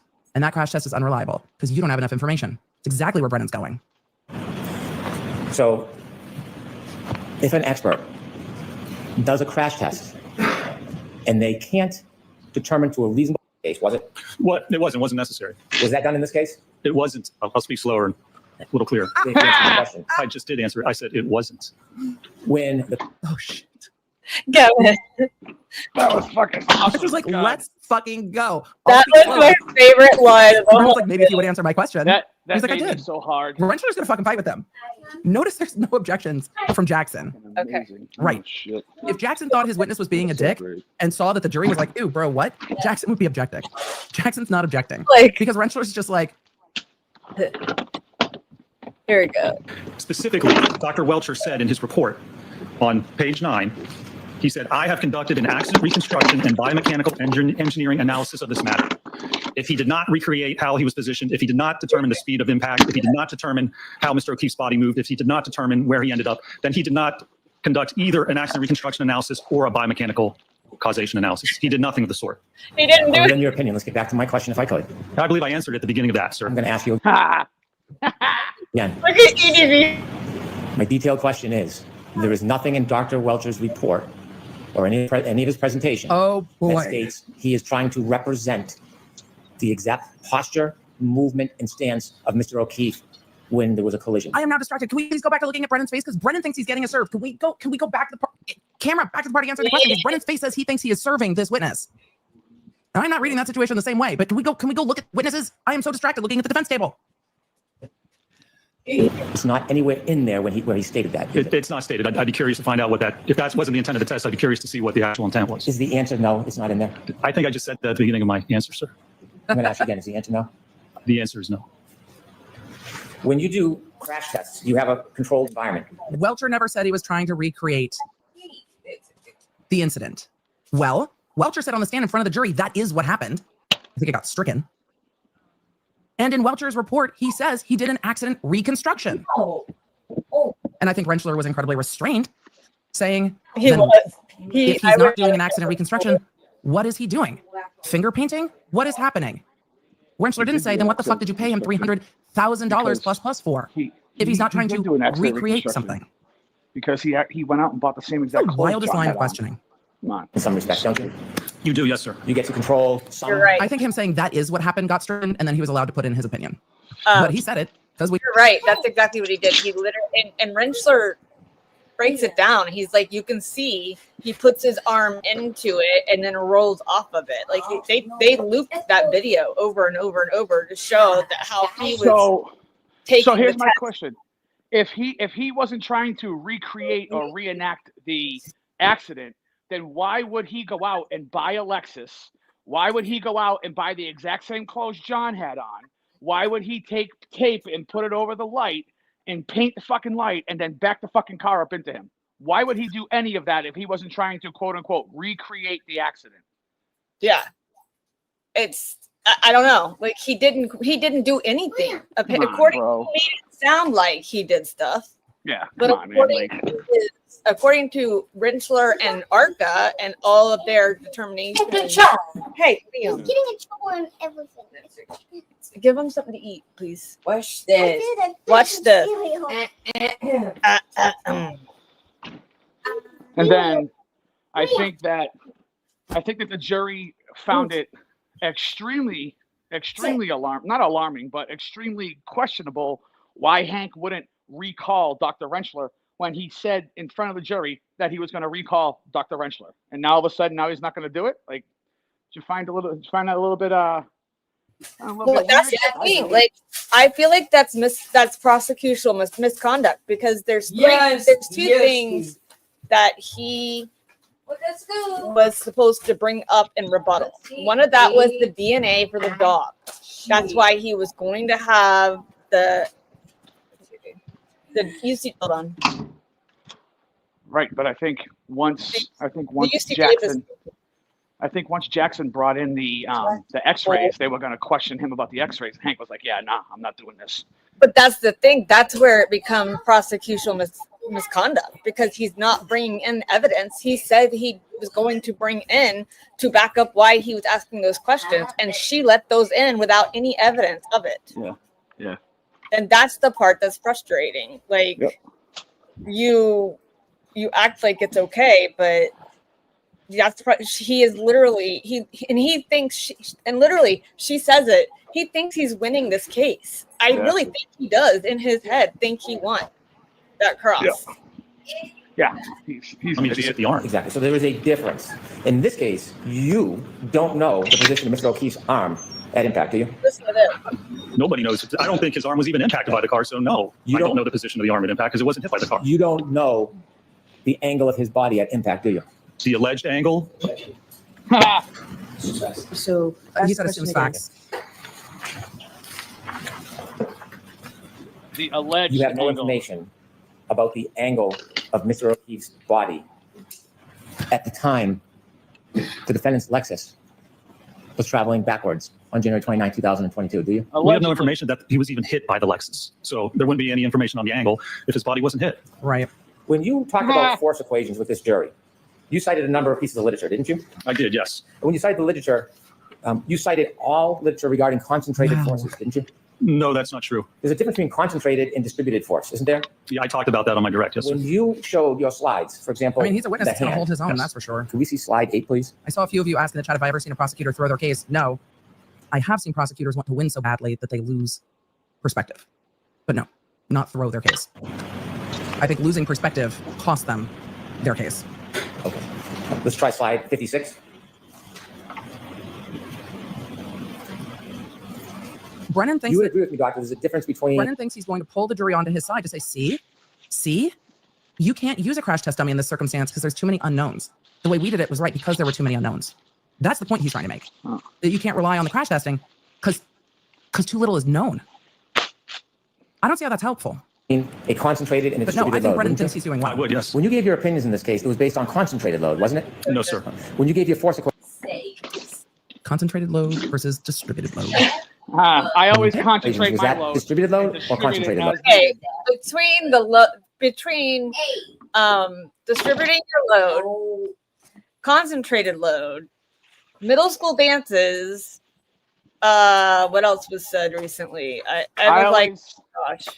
I always distribute my load onto a ham sandwich. Kevin, I'll never eat a ham sandwich the same way again.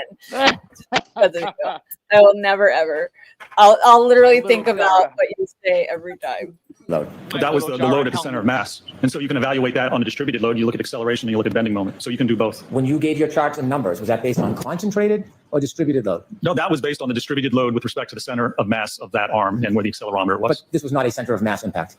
But we're assuming a center of mass is the most dispersed impact. So if we want concentrated, then we look at a focal point, and you can do that with the hand. So the center of mass, acceleration, and distributed across the entire arm, that's where it's the least amount of pressure if we're talking about force over area. And that's what I evaluated in this case. When you gave your demonstration about the hand with the different hexagons on it, do you remember that? I do, yes, sir. There was a difference between taking a small... Also, yes to all of you that said, but yesterday, Brennan said he'd be an hour on cross. Yeah, he sure did. And yet here we are. Object and putting pressure on the body as opposed to a larger, wider object, isn't there? Well, it depends on what its contact. And certainly not a difference when you look at the size of that impactor and the size of the knuckles and the metacarpal bones. So, for example, if somebody took a book and hit somebody off the forehead, it may or may not leave a mark. But if they use the same force and they took a high heel, the heel of a high heel, and hit somebody. I feel like this is what happened to Hank when he was in high school. When Hank was the one wearing the high heels. What are you talking about? I feel like roast beef, whatever. Yeah, beefy curtains. I actually prefer a punch lasagna, if we're being honest. Oh my God, you guys! I swear, I'm just kidding. Our group goes the most sideways I've ever been in my life. But I feel like he says someone took a book and smacked you in the forehead with it, and then then someone took a tie besides a high heel. Like that's probably what happened to Hank when he was a child in high school, as they were putting him in a locker. Oh yeah, he definitely got stuffed in lockers as a kid. Absolutely, 100%. That's what I feel like it happens to him. He's describing what happened to himself. Yep. And it is Concentrated and distributed force, isn't there? Yeah, I talked about that on my direct. Yes, when you showed your slides, for example, I mean, he's a witness the that's going to hand. hold his own, that's for sure. Could we see slide 8, please? I saw a few of you ask in the chat, have I ever seen a prosecutor throw their case? No. I have seen prosecutors want to win so badly that they lose perspective. But no, not throw their case. I think losing perspective cost them their case. Okay. Let's try slide 56. It's fucking hot in this building. Holy shit. Brennan thinks you would agree with me, Doctor. There's a difference between... Brennan thinks he's going to pull the jury onto his side to say, see, you can't use a crash test dummy in this circumstance because there's too many unknowns. The way we did it was right because there were too many unknowns. That's the point he's trying to make. That you can't rely on the crash testing because too little is known. I don't see how that's helpful. A concentrated and a But no, I distributed think load. Brennan thinks he's doing well. I would, yes. When you gave your opinions in this case, it was based on concentrated load, wasn't it? No, sir. When you gave your force equation... Concentrated load versus distributed load. His face. Okay. Equations, was that distributed load or concentrated load? So that was the load at the center of mass. And so you can evaluate that on a distributed load. You look at acceleration. If you want concentrated, then we look at a focal point, and you can do that with the hand. So the center of mass, acceleration, and distributed across the entire arm, that's where it's the least amount of pressure if we're talking about force over area. And that's what I evaluated in this case. When you gave your demonstration about the hand with the different hexagons on it, do you remember that? I do, yes, sir. There was a difference between taking a small... Also, yes to all of you that said, but yesterday, Brennan said he'd be an hour on cross. Yeah, he sure did. And yet here we are. Object and putting pressure on the body as opposed to a larger, wider object, isn't there? Well, it depends on what its contact. And certainly not a difference when you look at the size. Case, was it? What? It wasn't necessary. Was that done in this case? It wasn't. I'll speak slower and a little clearer. Question. I just did answer it. I said it wasn't. When the dad came out, the dad totally came. Which was like, let's fucking go. I'll speak slower. And Brendan's like, maybe if you would answer my question. And he's like, I did. Rentschler's gonna fucking fight with them. Notice there's no objections from Jackson. Right. If Jackson thought his witness was being a dick and saw that the jury was like, ew, bro, what? Jackson would be objecting. Jackson's not objecting because Rentschler's just like,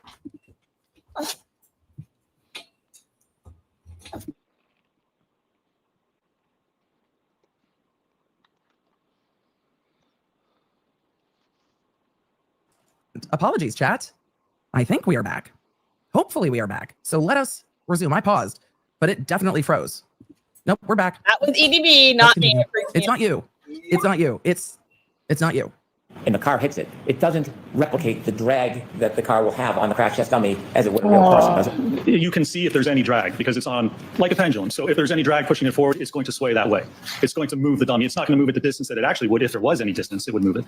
But you can actually see the motion. And you can see in the testing, the 24-mile-an-hour testing, there was no motion, which is not unexpected for that type of a test. There is a difference between a crash on center of mass and a fender vault, isn't there? There is, yes. A fender vault is a different type of collision than a center of mass collision. Isn't that true? That's correct. It is impossible to replicate all of the different scenarios of the crash test dummy on a fender vault collision, isn't it? I mean, it depends on what you're trying to replicate, and it depends looking at the injuries or how someone was positioned. So if you know how they were positioned, you can try and replicate that, yes. Could I have... Brennan is trying to like out-term apart the expert, and I just don't think it's going to work well. 59, Dr. Rental's PowerPoint, please. Boy, oh boy, oh boy. I want to see his In your PowerPoint, you cited an article, Vehicle Pedestrian Collisions, Validated Models for Pedestrian Impact and Projection, correct? Yes. And you put snippets up on the board? Yes. Okay. And these snippets talk about an engagement with the pedestrian in the vehicle? Correct. Is there a reason why you took out a piece of that article that falls between those two paragraphs? I don't think so, no. Those were the most relevant parts. Did you cut out the part that says some frontal collisions are with the corner of the vehicle where the pedestrian is deflected to one side without... Okay, the only stuff he took out was what Hank required when he threw a fit the other day and said slides 10, 12, 13, 14, 15, 16, 17, 22, 23, 28, 29, 30, 32, 398. Like that's what he took out. And he knows it. And so now he's calling him out on what he required him to take out. Does he bring it up though?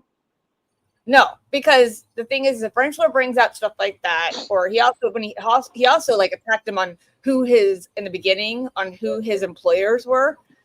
Who are your employers? And it was like he was trying to get him to say it was the FBI, but he's like, I work for ARCA.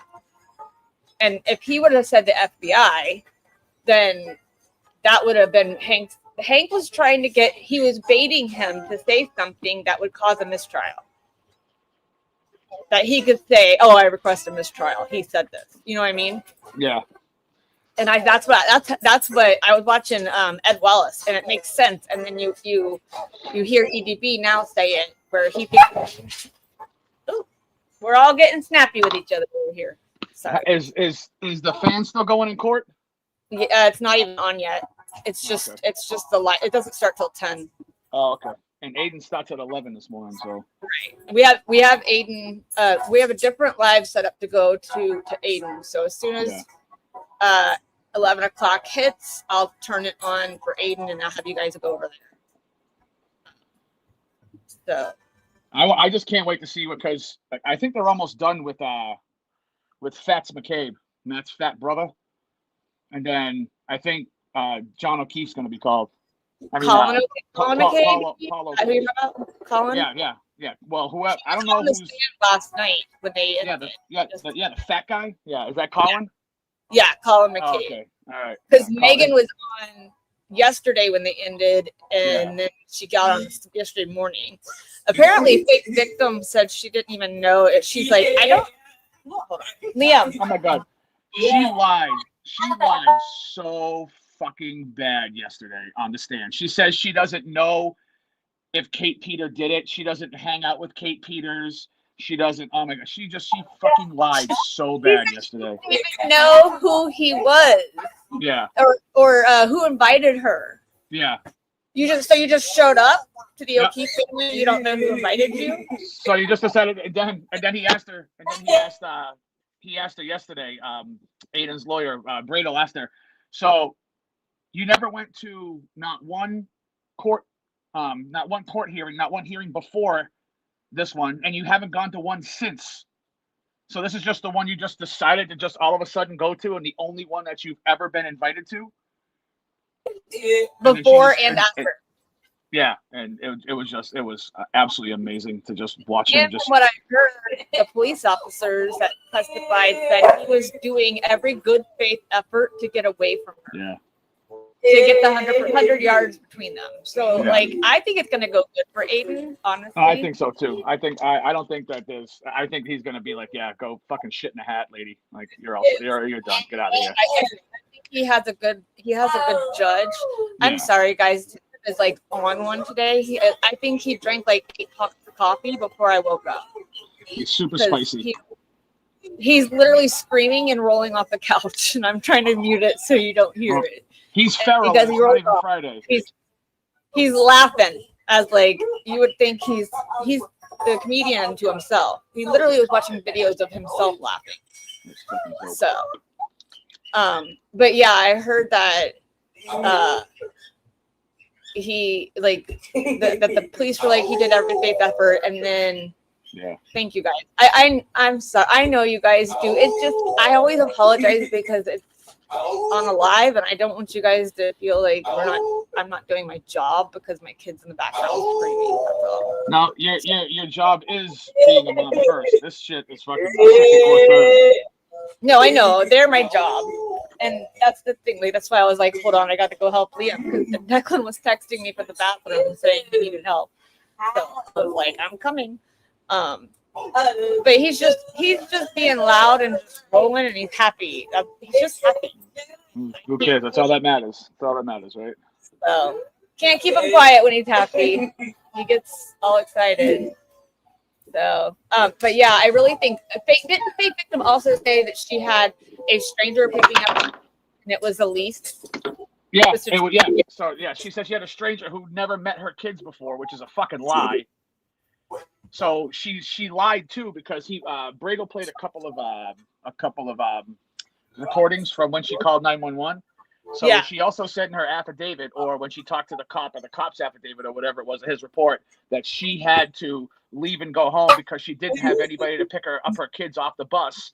And then she testified that she had somebody that had to pick up her kids off the bus because she wasn't going to be home in time. So he's just like, so which one was it? Which one is it? So yeah, and then she backtracked on some shit. So. Thank you, Jen. I appreciate it. And I know you guys are all parents and you understand. It's just I feel guilty. So. Yeah, well, stop feeling guilty. I tend to do that to myself a lot.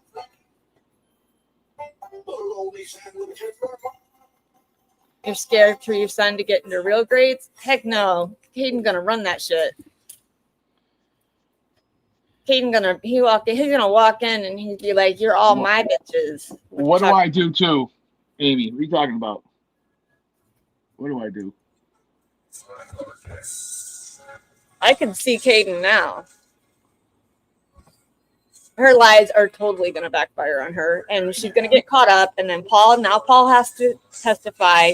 And here's the thing: I know that they're trying to get communication between her and him, and once that happens, they're really gonna be screwed. Are you kidding me? I bet you Paul wanted to fuck her too.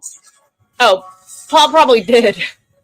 I don't know about that. Like, listen, there's a certain level of crazy that every man is willing to stick his dick inside of.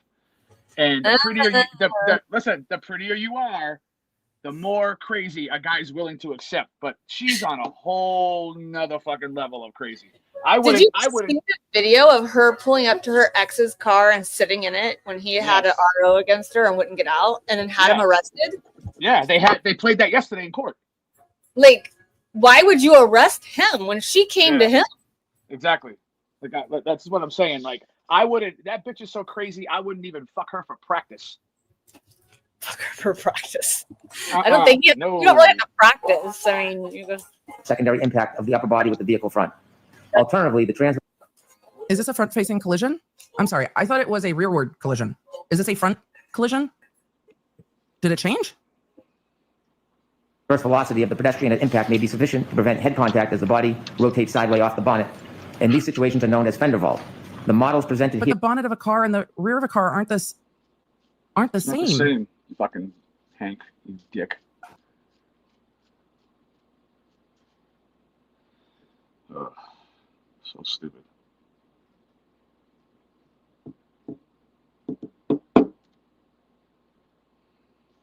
Am I frozen? It's me.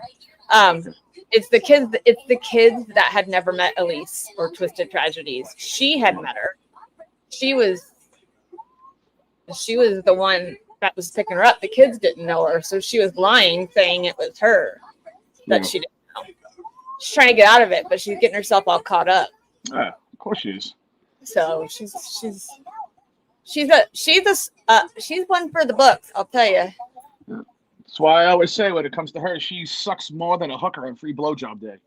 Well, here's my other thing. Like, what the hell is up in?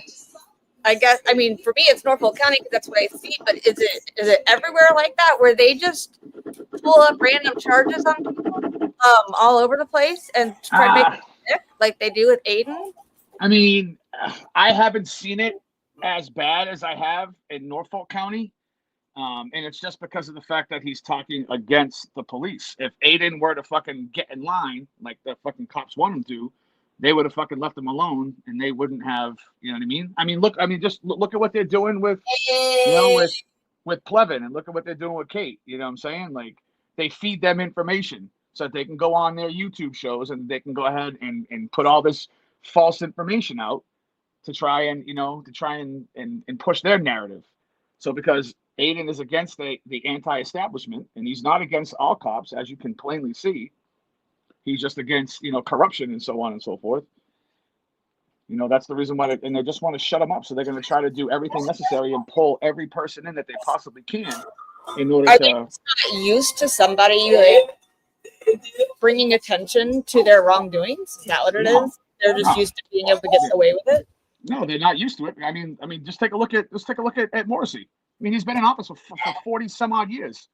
Yeah, he's never been. He's used to getting right. He's never been questioned. He's never been pushed like he has been this time around. He's just used to the status quo. Just get in line, shut the fuck up, and do as I say. And now that Aiden's like, nah, fuck you, go fucking stand in the corner and go fuck yourself. I'm gonna show you, exactly what's going on. He doesn't like that. He's rejecting it like a bad kidney. So that's the reason why he's deciding that he's gonna go after Aiden. And if there was a lot more of Aiden, you know what I mean? Like, they would be going after all of them collectively and equally. I mean, look what they did to fucking poor Erica. Yeah, Erica's no Aiden. Charged her with another charge. Yeah, Erica's no Aiden by any small stretch of the imagination. But I mean, fucking, Hardman had a fucking hard on for her, and all she was doing was just fucking walking down the street. She didn't say shit. Now, was the extra charge the FKR in her hat, or is it the time before when she was on court TV? Because I heard. I don't know. How can they get her for an extra charge of being on court TV? They can't. It's freedom of speech. I think it had to do with the free carrying in her hat. That's where they confronted her, and it was on court TV. Is what I'm talking about. Oh yeah, no, I don't think so. I think I would say it would have to do with the free carry read in her hat. So that's what I thought, but I wanted to make sure. So when I go there tomorrow, I'm going to wear the exact same hoodie that I had made from the first time that I was down there, which is the definition of the First Amendment. Nice. Take a pink hoodie. Here, I have a picture. Let me send it to you now. All I know is that there's a picture I got yesterday off of Facebook. I stole it from Dennis Sweeney, and he's standing with Hardman, and he's wearing the sweatshirt, the same sweatshirt that Erica got arrested with. Yeah. Hang on one second, because I have to get out of StreamYard, and I'm not going to be able to hear you. So hang on.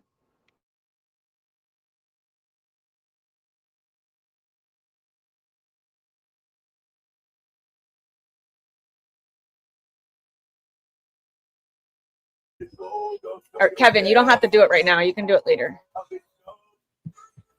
Unless you're already out. Let me see if I can find the.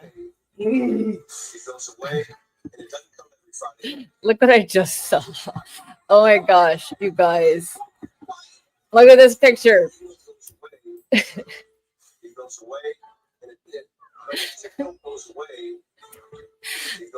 Oh my God, I'm dying right now. I'm dying. That's so funny.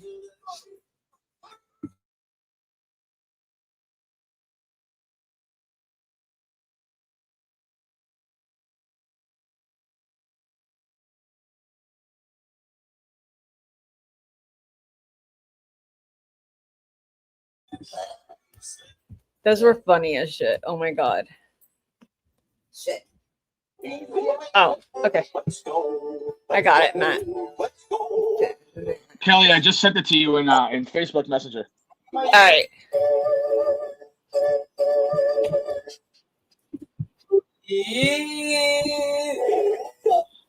But you're gonna probably have to zoom in on it in order to be able to read it. But I was standing there with I don't Dina know and if it'll let Scott. me zoom in. Maybe I can. Maybe I can. I grab the picture. I'll zoom it on my phone. I will zoom it on my phone and send it to you, or send it up to screen share.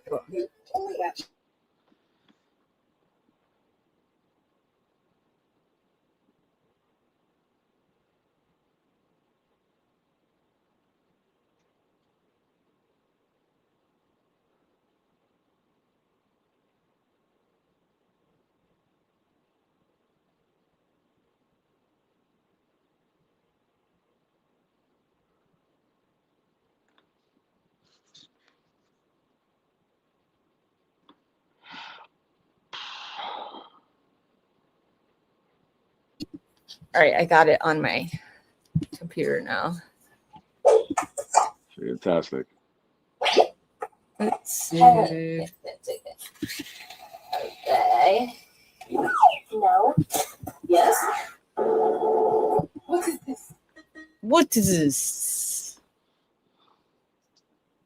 It's hard to see as close as I can get it though. It's hard to see. I like it though, and I like Yep. that it's pink. I love Yeah. it. Yep. I think I'll it's be wearing great. it. I'll be wearing that tomorrow, so come find me. Yeah. Well, I will. If you go live, I'll send you a link so you can share your Oh stream yeah. if you.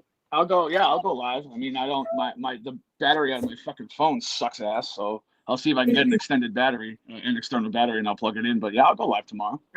Yeah, Absolutely. try that. And then that way you can go live and we can share your view of it too. Yep.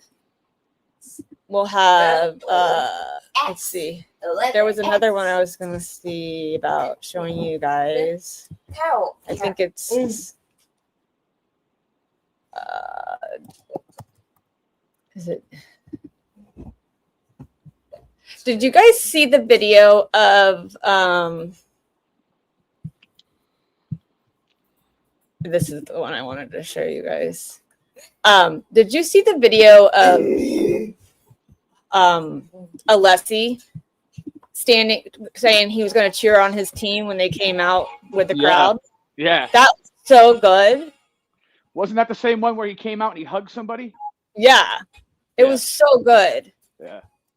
See, look, that's my I told my husband, I said, no, that's a picture right there. That's amazing to me because that's just literally 2 weeks ago. Erica was put in jail for that sweatshirt. And that's crazy. So, I want to wear a shirt and take a picture with Hardman, and I wanted to say I get hard for Hardman, and I want to he was take a actually picture with nice me. to Dina the other day on live. Huh? He was nice to Dina on live the other day. He sure was. He was like, I love Boots on the Ground. She's a great person. You know, like, I was like, dang. Okay. It's a lot different when you get your power stripped from you, huh? How nice you become. He knew he could do what he wanted. And so he took it to heart. Yeah. Let's see. Let's see if I can do it this way. Well, that's not what I wanted. Ground.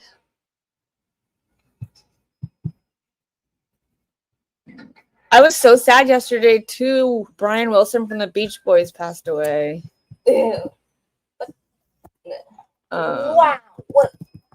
I know that's crazy. That bothers me, but Well, he's in Kokomo now, so he is down in Kokomo. Do you remember that movie? Oh my god, I loved that movie.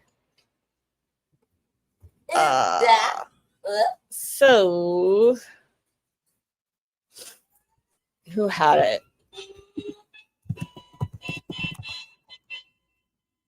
Alessi stands with, I thought it was under resistance to silence, but I don't see it.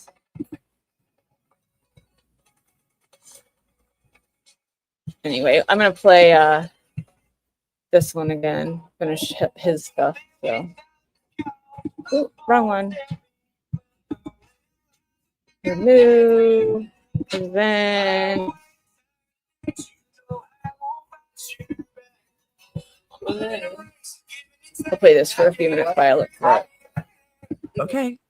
Do not apply to fender vault. Did you leave that part out purposely? Oh yeah, I did, sir, because this isn't a frontal impact with a sedan over the fender of the hood of a sedan. This is with the back of an SUV, so it's completely different. You've cited many, many sources where it talks about front end collisions because that is the majority of pedestrian collisions, the front end, isn't it? The majority, it is, yes, sir. And so there is a difference between fender vault and a center of mass collision, isn't there? That's correct. And that's why you see a center of mass, you look at the testing we did, that's a center of mass impact. On a frontal impact, usually, if you're hit by the front of a car, it doesn't usually get your center of mass, you're too tall. That's why you do a fender vault, or you flip onto the hood, or you flip over the top of the car. So yeah, it's completely different. It doesn't pertain to allegedly what occurred in this case. So let me get back to my question. When the tests were done, F was a center of mass collision at 29 miles per hour, wasn't it? That's correct, yes. Right. E, are you considering E a center of mass collision? Which was he, the 24 miles per hour? No, it didn't hit the center of mass of the dummy, it just hit the arm. Exactly. So there is a difference. In this case, you don't know the position of Mr. O'Keefe's arm at impact, do you? Nobody knows. I don't think his arm was even impacted by the car, so no. I don't know the position of the arm at impact because it wasn't hit by the car. You don't know the angle of his body at impact, do you? The alleged angle? So he said assumes facts. You have no information about the angle of Mr. O'Keefe's body at the time the defendant's Lexus was traveling backwards on January 29, 2022, do you? We have no information that he was even hit by the Lexus. So there wouldn't be any information on the angle if his body wasn't hit. Right. When you talked about force equations with this jury, you cited a number of pieces of literature, didn't you? I did, yes. When you cited the literature, you cited all literature regarding concentrated forces, didn't you? No, that's not true. There's a difference between concentrated and distributed force, isn't there? Yeah, I talked about that on my direct, yes, sir. When you show your slides, for example, I mean, he's a witness the that's going to hand. hold his own, Yes. that's for sure. Could we see slide 8, please? I saw a few of you ask in the chat, have I ever seen a prosecutor throw their case? No. I have seen prosecutors want to win so badly that they lose perspective. But no, not throw their case. I think losing perspective cost them their case. Okay. Let's try slide 56.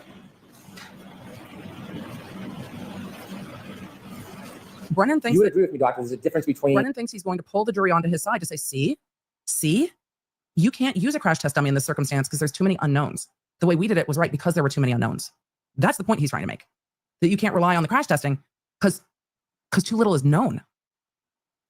I don't see how that's helpful. In a concentrated and a But no, distributed I think load, Brennan wouldn't you? thinks he's doing well. I would, yes. When you gave your opinions in this case, it was based on concentrated load, wasn't it? No, sir. When you gave your force Concentrated load versus distributed load. Okay. equations, was that distributed load or concentrated load? But that was the load at the center of mass. And so you can evaluate that on a distributed load. You look at acceleration and you look at bending moment. So you can do both. When you gave your charts and numbers, was that based on concentrated or distributed load? No, that was based on the distributed load with respect to the center of mass of that arm and where the accelerometer was. But this was not a center of mass impact. But we're assuming the center of mass is the most dispersed impact. So if we want concentrated, then we look at a focal point, and you can do that with a hand. So the center of mass, acceleration, and distributed across the entire arm, that's where it's the least amount of pressure if we're talking about force over area. And that's what I evaluated in this case. When you gave your demonstration about the hand with the different hexagons on it, do you remember that? I do, yes, sir. There was a difference between taking a small... Also, yes, to all of you that said, but yesterday, Brennan said he'd be an hour on cross. Yeah, he sure did. And yet here we are. Object and putting pressure on the body as opposed to a larger, wider object, isn't there? Well, it depends on what its contact. And certainly not a difference when you look at the size of that impactor and the size of the knuckles and the metacarpal bones. So, for example, if somebody took a book and hit somebody off the forehead, it may or may not leave a mark. But if they use the same force and they took a high heel, the heel of a high heel, and hit somebody, there would likely be more damage with the high heel than there would with the book. Isn't that fair to say? Well, soft tissue, but if the force is the same, you would expect the fracture to occur. You have to look at the distribution, you have to look at the strength of the bone, and you have to look at the overall force that's being applied. Hey, Brennan, what books are you reading? Brennan? What book? What? But if you hit someone in the face with a high heel, your differential diagnosis, you considered all evidence. Did you say that on direct examination? I don't believe I did. I believe I considered evidence for a biomechanical and accident reconstruction analysis in this case. So you didn't consider phone data? It has nothing to do with biomechanics or accident reconstruction. Did you consider text stream data? I'm going to allow that. I'll strike it. Did you consider Apple Healthcare data? No, sir. I'm going to allow it. Did you consider phone temperature, battery temperature data? I'm going to allow it. Has nothing to do with biomechanics, sir. I'll ask again. Did you consider it? I did not know. You said it would be improper to ignore evidence. Are those your words? That's a good question. For a biomechanical analysis, yes, sir. Have you been to the scene of an accident before or a collision? I have, yes. Do you know what a debris field is? How rude. And you've seen in your videos, E and F, there's debris fields after the collision and the taillight breaks, isn't there? So first of all, there's debris in the yard. Is there a collision? Was there a collision? Where did that come from? Where it was positioned? That's all conjecture and supposition. Those aren't actual That's not to facts. answer the question. He's so He rude. just asked, well, now Brennan is saying, can you hear my question? He inserted a lot of information into an answer that didn't need it. They're talking about debris field. There's a lot of things that mess with debris field in this case, including snowplows and shovels and the rest of it. But he's just inserting all of the information he wants into that answer. Oh, debris field? Yeah, and I think it's in Oh boy. In The a feed collision. the feed didn't freeze. Brennan buffered when he started answering in the middle of Brennan's question. So that wasn't the feed at all. Have you seen debris fields? I have, yes. Have you seen debris fields where a taillight was shattered? I have, yes. In fact, in your videos, yes or no, after the collision, in video E and F, there are debris fields, aren't there? There are at a certain point, yes, sir. Absolutely. And so when you're looking at your studies, do you consider debris fields? It depends on the evidence. It depends on how it was collected. It depends do you if it is consider it? accurate or reliable. But from a biomechanical standpoint, no, you don't need to look at the debris field or alleged debris field of a taillight cover. That has nothing to do with the injuries or the position or the movement of the individual. 73, please. I have never seen an accident reconstructionist not consider the debris field. He asked if you considered it. I think it's fair to say I considered it, and due to all these factors, I disregarded it in this case because there's too much unknown, including the plows and shovels. But I don't think I've ever seen an accident reconstructionist say, no, I don't consider debris fields. Okay.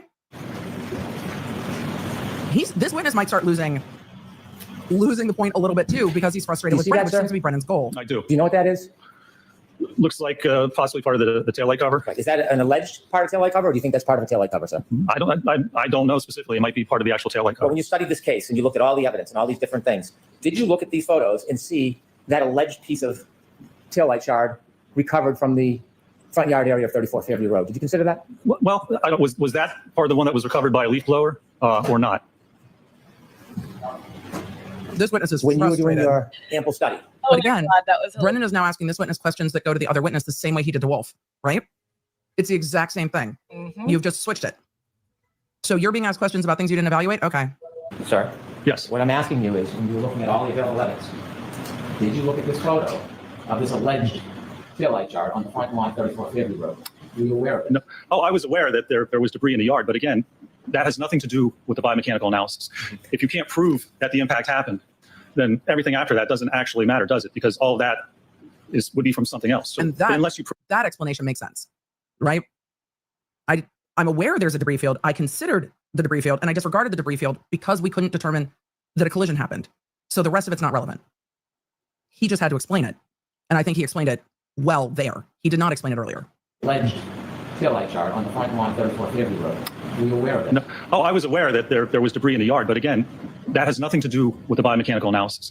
If you can't prove that the impact happened, then everything after that doesn't actually matter, does it? Because all of that would be from something else. So unless you prove the core issue of this case, the contact, the post-impact movement, the head injury, without proving that, everything else is ancillary to what you're attempting to conclude. Do you have any evidence in your biomechanical study how this alleged piece of taillight shard ended up on the front lawn of 34 Fairview? I don't know, sir. I didn't evaluate or investigate that. Brennan fought so hard to keep this witness from mentioning the core of this case and then stepped right into it with his questioning. Oh, there it is. Well, Brennan, I considered that all this existed, but because we couldn't prove that a collision happened, it's then ancillary, and so we haven't considered it. 76A, please. Brennan has stepped into it a couple times with Did you this see this witness. photograph, sir? I do, yes. Is that part of a red taillight shard or an alleged piece of a taillight shard? It looks like it, yes. Did you consider this in your biomechanical studies that this taillight shard was found in front of 34 Fairview Road? Can you give me a precise distance from where the body was found and where that was found with respect to Mr. O'Keefe, with respect to a reference point? Oh, Did boy. you consider this, sir? There is none. So No, I did not consider that. Don't be silly. Excuse Do you me, know can you how the provide taillight the light distance? shard got there? No. How it got there? Yes. That wasn't part of my analysis. There are certainly different possibilities of how that actually occurred. Exhibit 990. Oh, Brennan, don't ask him. Because he's going to just fight right back with you. Excuse me, can you give me the precise measurements of where that was found? No? Because there isn't any? Okay. So it's ancillary. He's going to do this with every single piece, isn't he? He's going to do this with every piece of taillight. Do you know what that is, sir? It looks like part of the light assembly. Mr. O'Keefe's hat? Oh, Did you that's look his at the hat. photograph? I see now, yes. Did you know he was wearing a hat that night? I did, yes. And did you consider how that hat ended up on the ground in front of 34 Fairview? No, sir, that was not part of my biomechanical analysis. There's a number of ways a hat can end up in a yard. Is one of those ways being in a collision with a Lexus? I suppose that's a possibility, or someone could put it there. I mean, there's a number of different possibilities as to when or how a hat may appear in a yard. Who do you think put it there? Well, I have no idea. I haven't seen any evidence of how it got there, and frankly, it's immaterial to a biomechanical analysis. Do you have a theory you want to share with us about planting evidence? Is that what we're getting at, sir? Who put it there? Who do you think put it there? Yo, he wanted to say Proctor so bad. Who I don't know, said it was Masty, please. It was not doctored, it was proctored. What are you talking about? I'm dying. The last part of this started right when I left to go back to the doctor, and I was in the car screaming, what the hell? You could So tell wait a Rich minute, just about had it with Hank too. I'm seeing in chat that Juror 3, they're saying that Ronnie saying some of the most important things were not considered angered me. I mean, Ronnie, wasn't the Ronnie interview a long time ago? Did another juror come forward? Yep. Juror 3 They was did? on with Eden last night, Mm-hmm. but she didn't come on the screen. It just said Juror 3. Well, I'm sorry, but I don't know about any of you guys, but I think she sounded exactly like Jess Machado. It was not Exactly. It was not Interesting. Jess. I know it wasn't. No. I'm just saying she talked almost exactly like her. There's a lot of things she couldn't say because her lawyer told her not to, especially why that person had to talk to the judge and questions that were asked and stuff like that. Aiden was trying to get her to say, but she did say that she basically thought Ronnie was full of shit. Yeah. Interesting. Was she a deliberating juror? No, she was No, alternate. no, she was alternate. She was one of the 3 that got called after the last day. And he said, "How did you feel when your name got pulled out and you weren't allowed to deliberate?" She's like, "I was mad." Yeah, And I he's mean, like- can you imagine being away from your job and your life for all that time, and then the last day they're like, "Yeah, sorry." Yeah, you Yeah, guys she sit on said the you sideline. too. 31 days. This trial started the same day and lasted exactly the same amount of time. Yeah. 31 days. And imagine the Commonwealth barely even put on a case, so it flopped. You know what I mean? Like it flip flopped. Closing arguments today? No, tomorrow. Today. What they're doing at 10 o'clock, and I have it waiting. The fan's on right now. I have it waiting in the background because just trying to not have to watch the fan and get PTSD. But no, Rentschler was giving me life yesterday. So what are they doing today? They're going over the charge conference, so they're going over probably jury instructions and all of that kind of stuff, and all the motions that Bev decided to not rule on. Like the one where she needs to tell the jury that Hank fucked up even more than because she didn't actually say what she was supposed to say. Oh yeah, well Jackson's going to put that in his closing. Well, it's in a motion. It is in a motion that says they expect her to say, because she wrote down what she was supposed to say, and she didn't say it. Even Hank's was worse than what she wrote. What Hank said that she should say was worse than what she wrote, and then she You're still didn't absolutely say what she wrote. Mm-hmm. She was just whatever. Like she does, anything. You know what they call her? Rudy Ron and Ed Wallace call her lifeguard Bev because she's constantly saving the Commonwealth. Yeah. So I'm like, they'll be like, lifeguard Bev, what's up? All right, I'm gonna start this. Oh shit. By the way, the x-rays you looked at earlier, when's the first time you saw those? I saw those when we got the. Oh, shit. Hank has to be careful, though. Well, no, actually. Hank is just leaning all the way in. This witness has to be careful, because if Hank keeps frustrating the witness, he is going to come off as just a pure advocate for the defense. And Hank is going to shift his neutrality, because Hank's like, oh, you have a theory you'd like to share with us? Some jurors are going to be like, tell me more. And some jurors are going to be like, well, you're not answering the question. So the witness has to be careful, because Hank is going to keep pushing him in that direction. Hank is going to keep pushing him in that direction. It's a spicy cross. It's really just going to depend on where the jury's at with this witness and with this case, how they read it. When I was on the case initial for the first trial. No mention in your report about reviewing. I'm going to back up, because he asked, when did you first review the x-rays? And he was saying, when I first got the case. That was a spicy By the way, the answer. x-rays you looked at earlier, when's the first time you saw those? I saw those when I was on the case initially for the first trial. No mention in your report about reviewing those. It says I reviewed medical records and reports. And that's how I actually word in every report I have. I just put generally that it refers to medical records and reports, which includes x-rays, MRIs. Exhibit 74, please. He's not going to list each thing he reviewed. Have you seen this photograph? But now we know that when he got the discovery, and this is what I presume from what we've heard in court, this is my presumption based on what we've heard in court, I presume that all came from the defense to the U.S. Attorney's Office, because they subpoenaed the case file from Yannetti, and we learned that in motions before this trial. But if the defense has them, the only way the defense gets them is from the prosecution and the coroner. That's how they get turned over. So the prosecution had them prior to the first trial. Right. Okay. I have, yes. Okay. In your studies or your testing, did you determine how Mr. O'Keefe's shoe ended up near the curb? No, sir. So he's had those x-rays. Hank's had those x-rays. Exhibit 201A, Everyone's had those please. x-rays. Wow. Welcher was Have you seen this so photograph confident before? with those x-rays, wasn't he? Or the lack of x-rays? I don't know that I have. Have you ever seen any container that had taillight shards that matched the defendant's Lexus that were removed from his sweatshirt and his shirt? Have you ever seen any container holding those? I haven't. Well, I believe there was evidence collected like that, but yes. Okay, could we have 201E, please? Have you seen this photo? What's 201E? Is it? I believe I have seen that, yes. Do you understand those are taillight shards matching the defendant's Lexus, the broken taillight? Yes. That were recovered from Mr. O'Keefe's sweater or shirt? I'm going to allow that. Did you consider that? That's fair to ask. I'll try. I'd rather try to reformat than come sidebar. Did you know That's where they were recovered from. That was the issue. that taillight shards were collected after Mr. O'Keefe's sweatshirt and t-shirt was scraped? I'm going to allow that. Jurors, this will be brief. Jurors, this will be brief. Well, if it misstates things, it misstates things. Where did they come from? And they did come from the hoodie and the shirt after they were scraped, and they were put together. Going to be brief.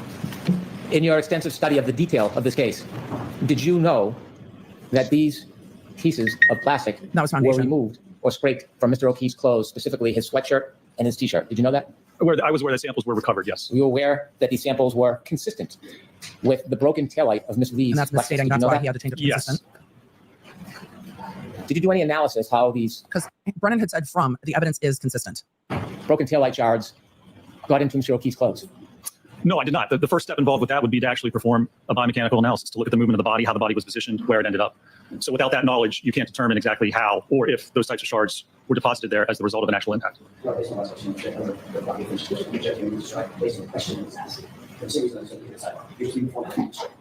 I'll try again. Okay.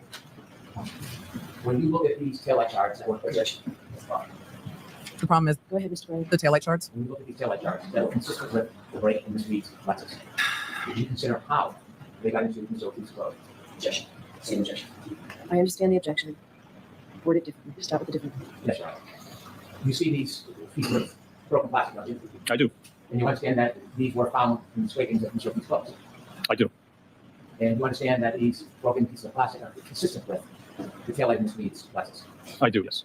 In your studies and reenactments, did you make any determination how these pieces of broken plastic got into Mr. O'Keefe's clothes?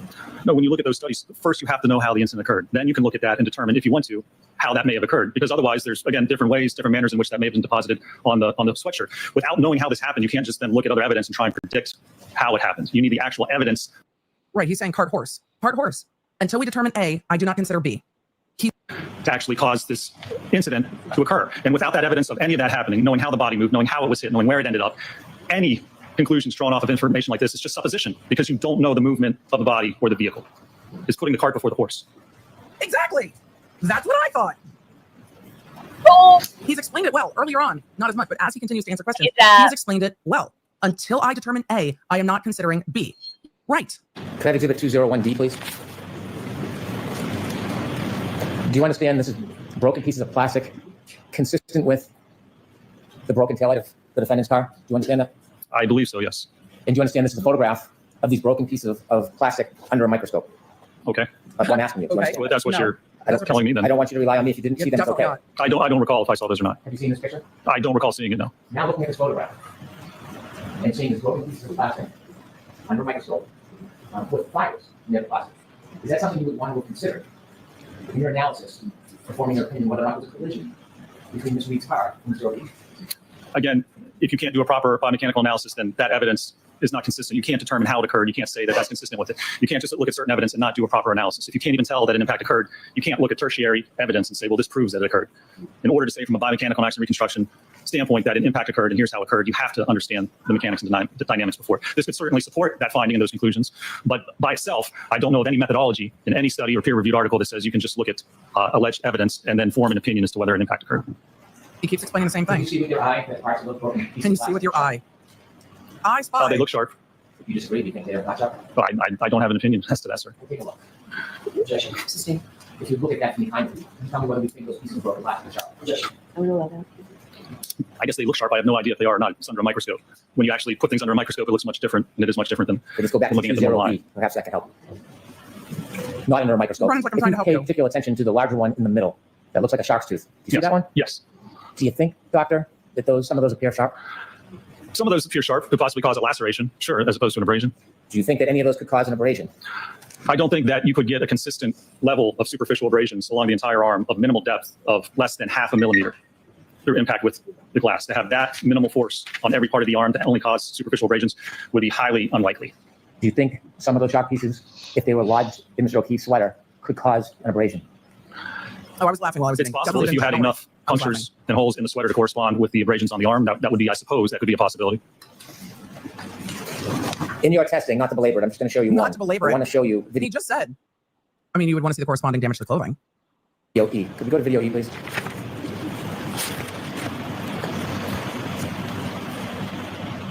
Stop. In video Right E, there. Thank you very the much. arm that is What? sticking straight out. Who determined that angle, Dr. Wolf?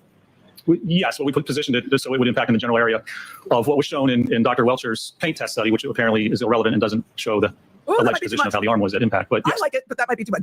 We've crossed into well sassy. That's a bit strong. But again, if you're annoyed with Hank, you're just like, get him. But it's we might take it bridge too far. But if you're already over this cross, you're just like, I don't give a fuck. Just let it fly. It's really just going to depend on where you're at watching this cross. It's a bit strong. He's like, no, we were basing it on Welcher, but it seems that that's all fucking irrelevant. Sassy. yes, we positioned it. Also, did you notice what Brennan did here? This is what I don't like. Is that Brennan, here, I'm gonna try to back this up just a little bit.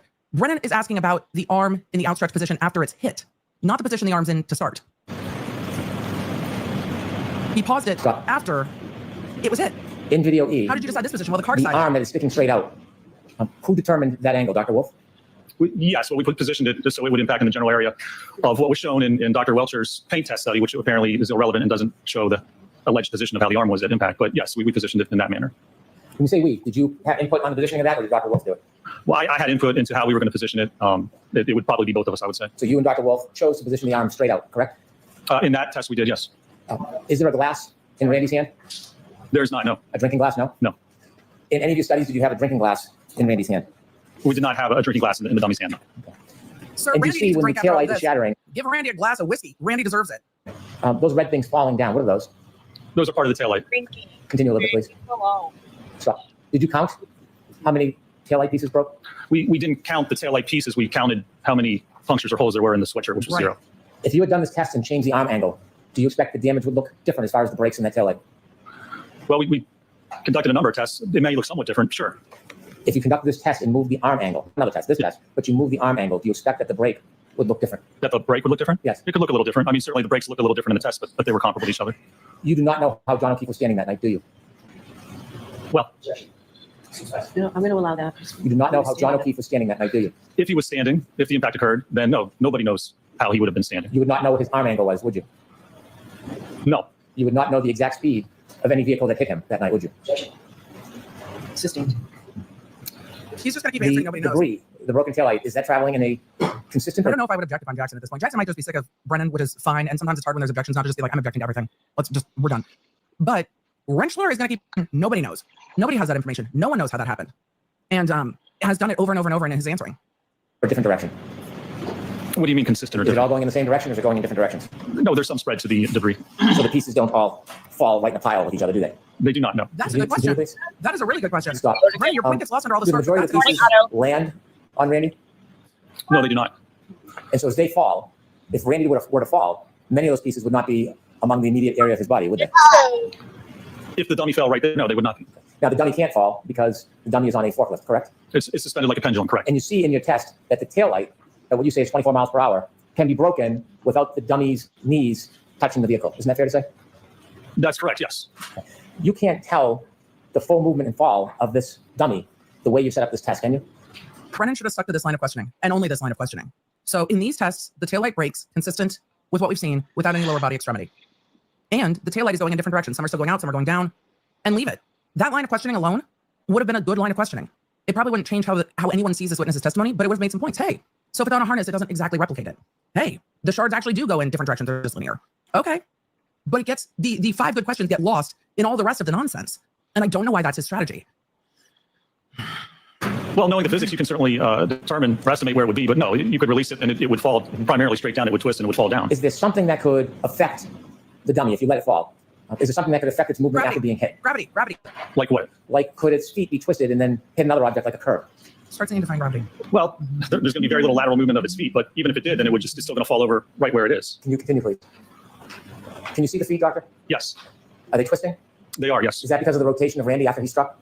Yeah, that's the rotation of Randy. And again, as you said, that's not a normal person because there's no force acting on the dummy. We just have it barely touching. So normal individual, you aren't going to twist to that extent because this is a dummy which is suspended with just a little contact on the And after being contacted by a vehicle enough to break the light, could it cause a person to stagger backwards? I mean, you're making some suppositions here. There's no evidence that would occur in this case. And not if you're spinning like that, you're not going to stagger backwards. First, you're going to spin if you get hit with your arm, as I described in my direct. But is it possible? I can't say it's impossible, but there's no evidence of that. Could a person stumble backwards after being hit?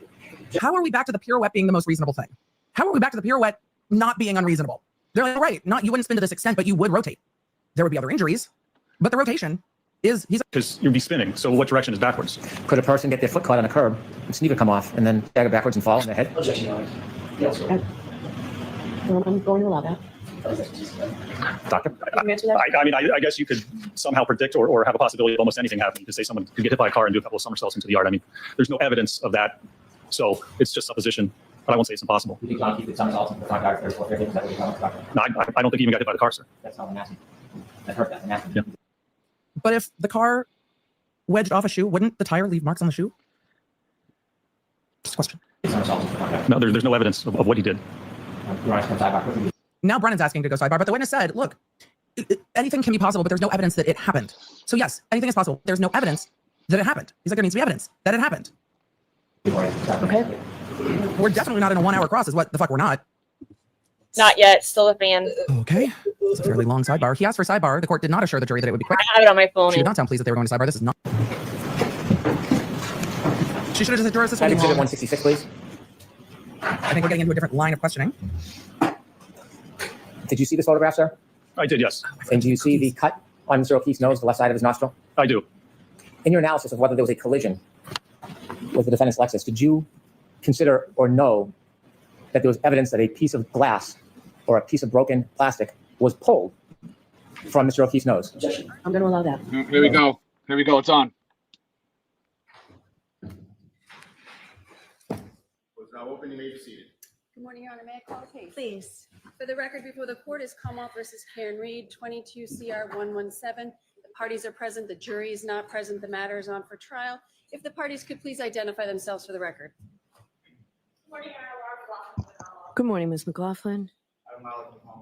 Good morning, Mr. Lally. Good morning, Your Honor. Hank Brennan for the Morning, Mr. Brennan. Morning, Your Honor. Robert Alessi from Ms. Reed. Good morning, Mr. Alessi. Good morning, Your Honor. David Yannetti from Karen Reed. Good morning, Mr. Yannetti, and good morning, Ms. Reed. All right, so Mr. Yannetti and Mr. Alessi, you're standing in also for Mr. Jackson and Ms. Little? We are. Okay. All right, so first thing we left off yesterday was whether KKKK for identification, the PowerPoint of Dr. Rentschler would be entered into evidence. It will not be based on the objection, so it is excluded from evidence. So it's marked still for identification and your rights are saved on that. So we ready to go forward with the charge conference? Yes, Your Honor. I guess I have a question first as to whether the court would like to entertain the argument on the motion for required finding not guilty of all the evidence. So, no, we can do that now. So now that my ruling is on this, evidence is closed. Evidence is closed as it was yesterday. So go ahead on your required finding argument. Sure.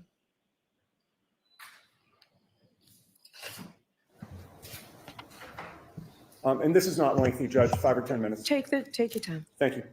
We are renewing our motion for required finding of not guilty at the close of all the evidence. And in so doing, Your Honor, we're incorporating our oral argument in support of this motion that we made at the close of the Commonwealth case. At that juncture, Your Honor, the Commonwealth had produced no witnesses to testify that John O'Keefe's injuries were consistent with his having been hit by a motor vehicle. And if he was not hit by a motor vehicle, none of these three indictments may stand. The Commonwealth, we believe, at that time fell woefully short of proving their case. Now that the defense has put on a case, the Commonwealth's case has been further weakened, such that none of these charges can stand. Nearly every witness, Your Honor, we have called, we would submit, has destroyed the Commonwealth's theory of the case. Dr. Russell testified for the defense.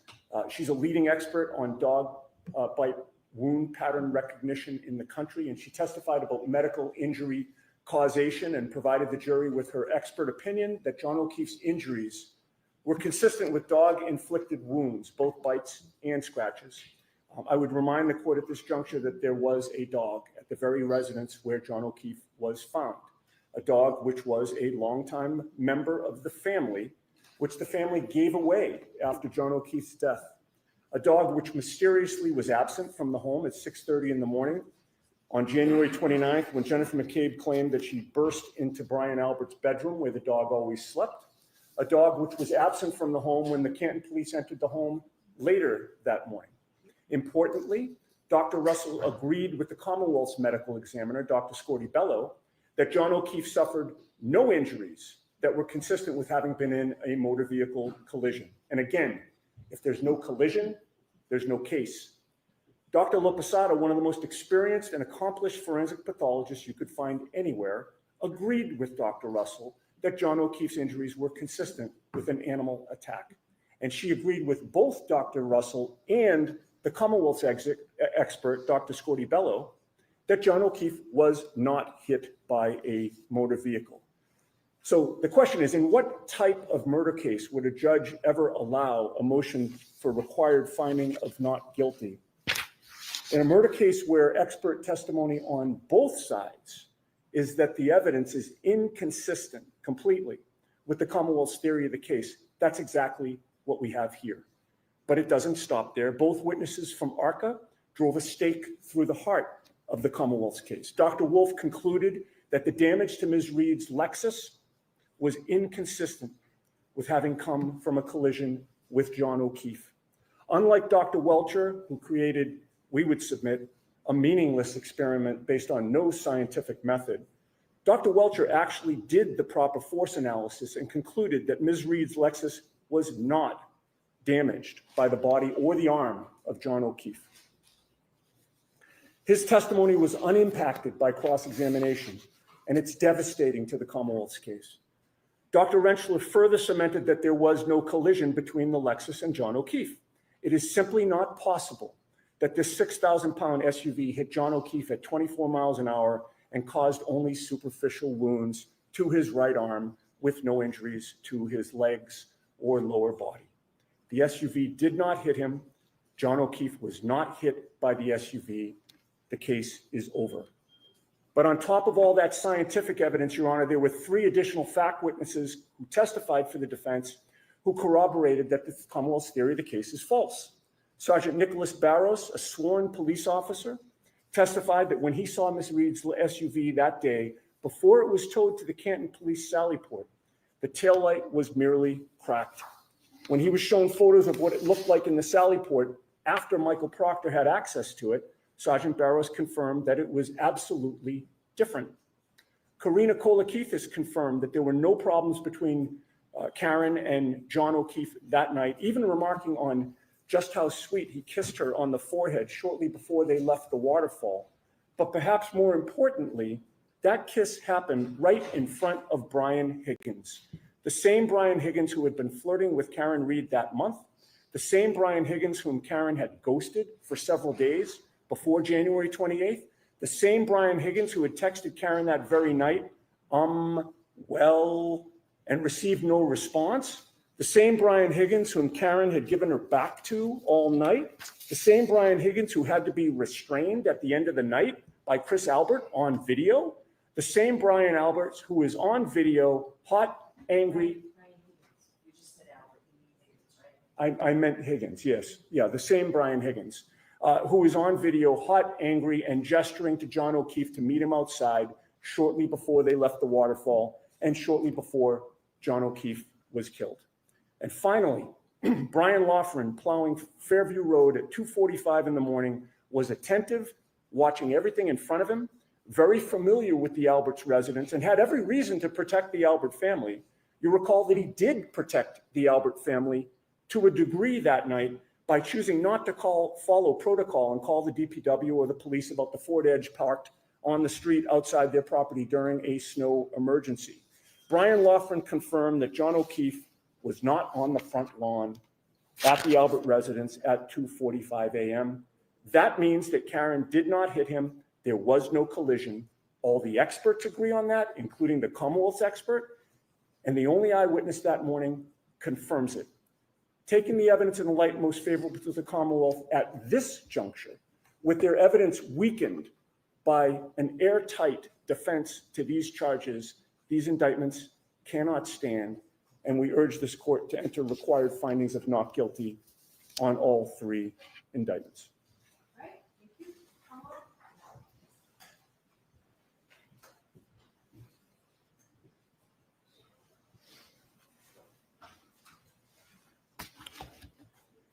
Thank you, Your Honor. Commonwealth requests that the defendant's motion for required finding not guilty at this juncture, as it was at the close of the Commonwealth's case, be denied. The state of the evidence is not dramatically changed since the Commonwealth rested its case in chief. Counsel makes reference to dog or canine. I would remind the court that there is absolutely no evidence, none, not even a scintilla of evidence of a dog. There is no evidence of an absence of a dog. You have Ms. McCabe testifying that she didn't see it in the morning, which does not equate to there being an absence of a dog there. The arguments from counsel of the Commonwealth would suggest grossly exaggerates the strength of the defense witnesses in their case. The bias and advocacy exhibited by those witnesses from that witness stand do not amount to credible witness testimony that undermine the Commonwealth's case in any way, shape, or form. A couple of specific examples when it came to Officer Barros. His testimony was also that the cruiser camera footage from 8:22 in the morning at the driveway at One Meadows Ave, he indicated the damage to the taillight was consistent with the damage that he observed in the driveway at the defendant's parents' home, which was then consistent from the video or the photographs within the Sallyport. It's also consistent with 5:07 a.m. at One Meadows Ave on the still frame shots from that Ring camera video. Essentially, the Commonwealth would submit that the defense witnesses all conflict with each other. You have a couple witnesses testifying about dog or animal bites. Then you have the ARCA witnesses testifying about superficial abrasions.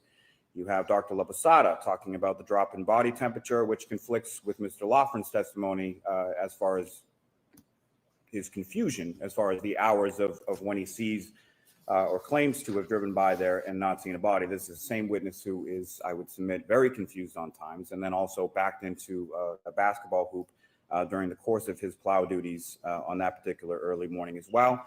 And as the court could see from the cruiser camera video, drove by the scene countless times, essentially rubbernecking it as he's going past doing his duties. Your Honor, what the Commonwealth would submit is that his case was more than sufficiently strong at the close of the evidence in his case in chief. There's been nothing presented in the defendant's case to diminish, particularly to the standards in the light most favorable to the Commonwealth, and we request that the defendant's motion be denied. So, Ms. Giannetti, you know I have to view this in the light most favorable. I do, Your Honor. And viewing it that way, the Commonwealth has met its burden, so the motion's denied. Thank you, Your Honor. Okay. All right. So regarding the charge, so we'll start with the defendant's missing witness request. Who's arguing that motion? We're not arguing that, Your Honor. And I apologize, but we made the decision last night to withdraw 2 of our requested instructions with shorten things today. I think it's, Oh, okay. So everything on this is done, right? The defendant's motion to present a missing witness argument and request for instruction. You're withdrawing that? with regard to the absent witness instruction, we're withdrawing that request. Okay. And what else from your proposed instructions? You said there were 2. What's the second one? The second one is that there's an entry on our request for lost or destroyed evidence. We're withdrawing that. Okay, I had a question about that. All right, thank you. There is a supplemental instruction that we're asking the court to give regarding the display of this sweatshirt. Oh, that's right. You filed, I saw it in email. I don't have a hard copy of it. That's Mr. Molesky's motion. Your Honor, if it's helpful to Your Honor, I'll hand up my hard copy. Okay, if you could do that, I'd like to go back through the rest of it and come back to that after I've read it, okay? Who's arguing for the rest of the defendant's proposed instructions? I am, Your Honor. Okay, so we're gonna go through them one at a time. Who's arguing for the Commonwealth? Okay, so I think you're sort of in agreement on the basis of the law, right? Yes.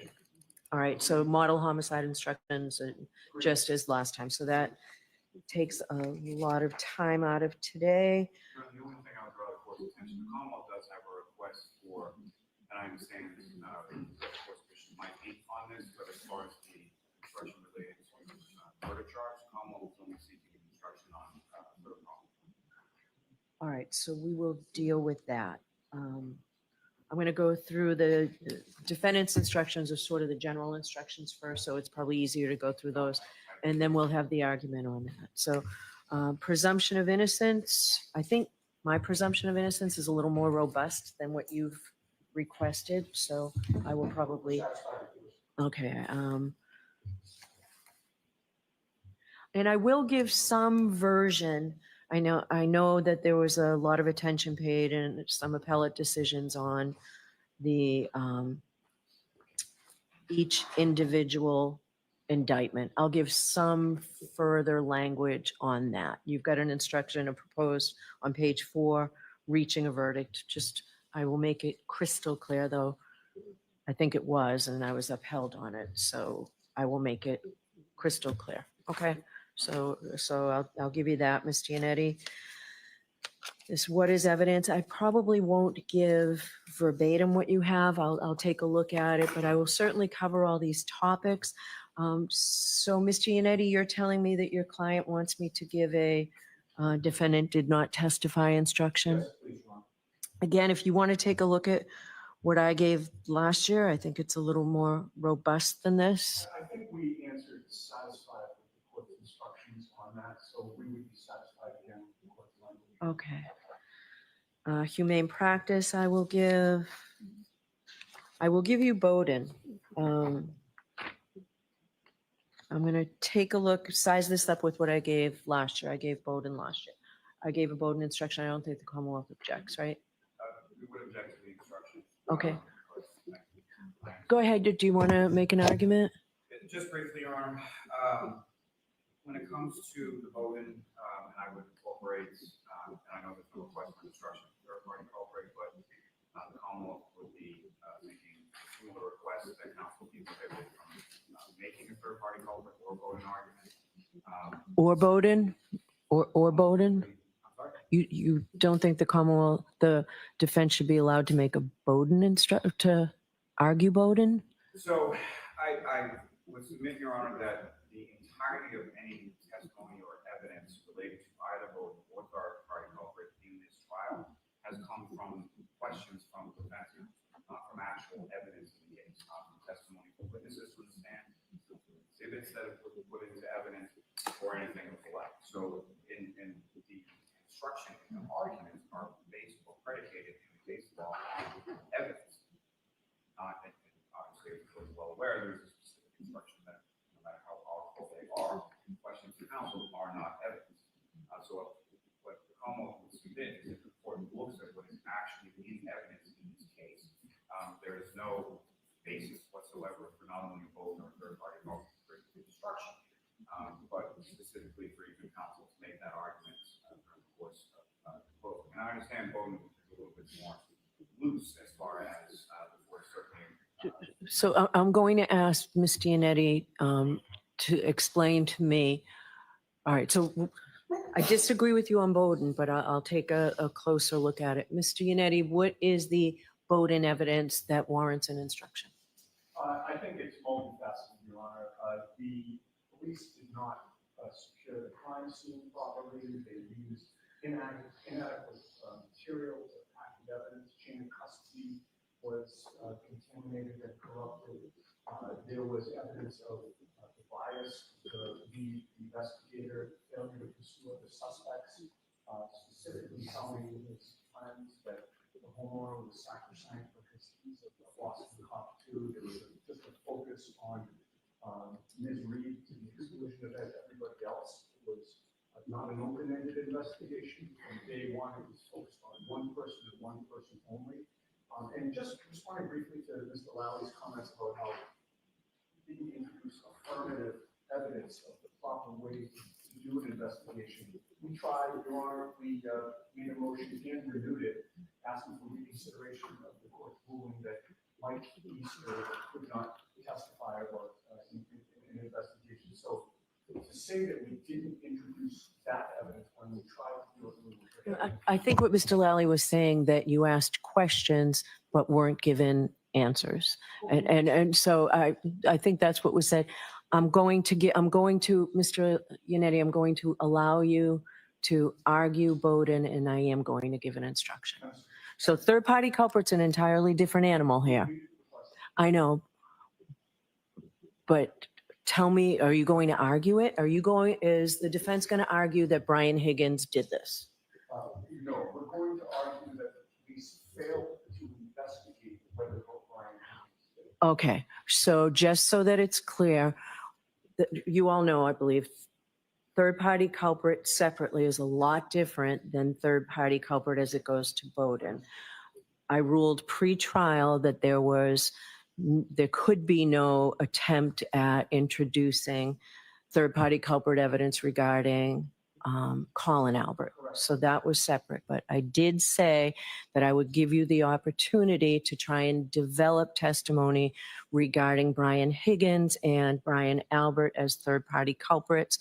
That threshold that you need to make to do that, to argue them as three-party culprits, has not been made by the defense. So you cannot argue that either Brian Higgins or Brian Albert committed or had the motive and all of that, not third-party culprit, pure third-party culprit. You understand that? It sounds like you're telling me you don't intend to do that. We understand the distinction, Your Honor, and we're strictly going with a Bowden defense. Okay, so you can get into third-party culprit with Brian Higgins, that the police were aware of whatever you're going to argue and failed to act on it.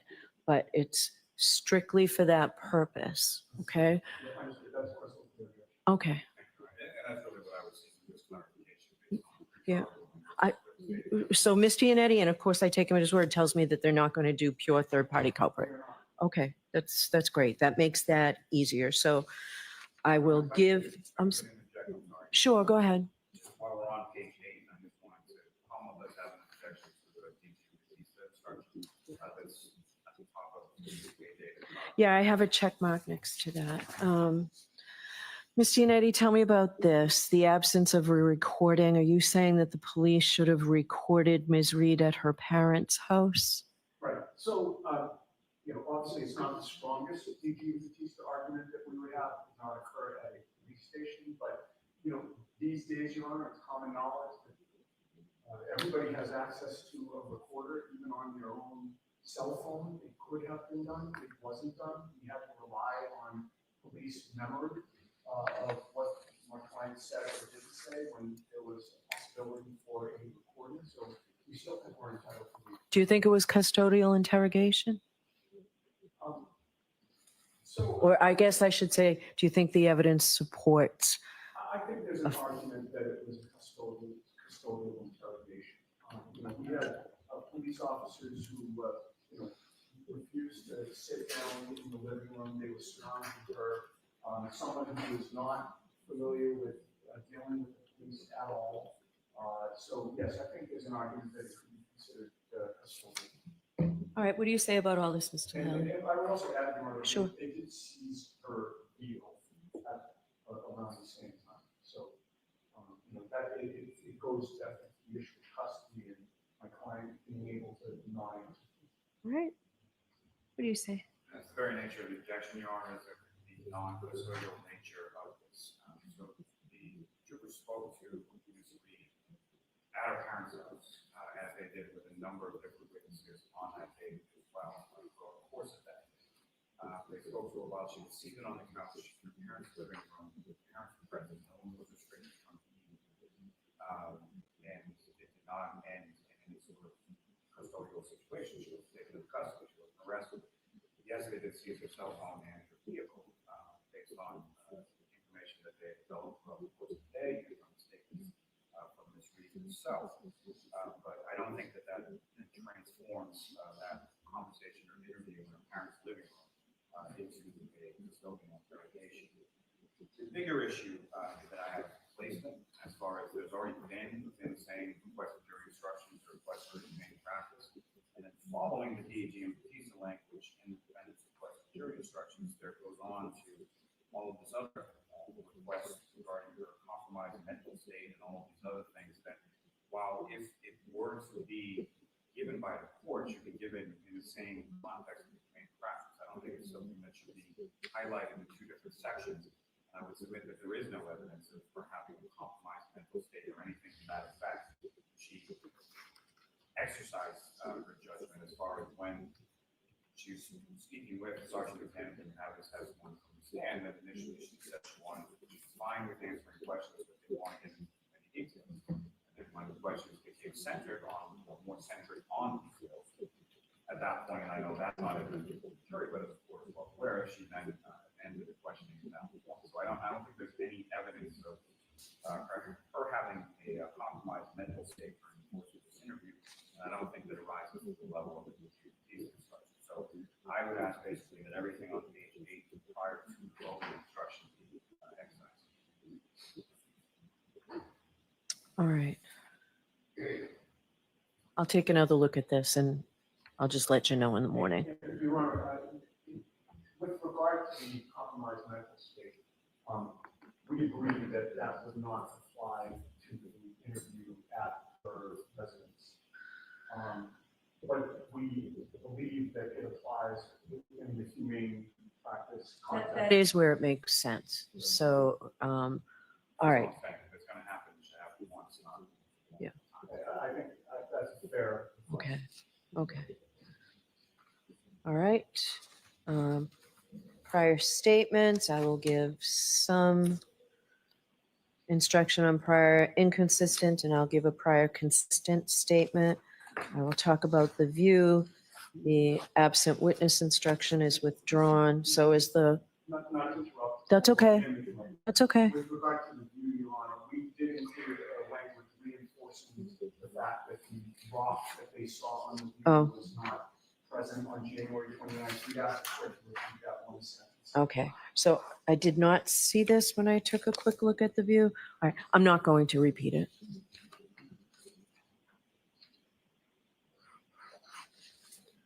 All right, lost or destroyed evidence you're withdrawing. Direct and indirect evidence.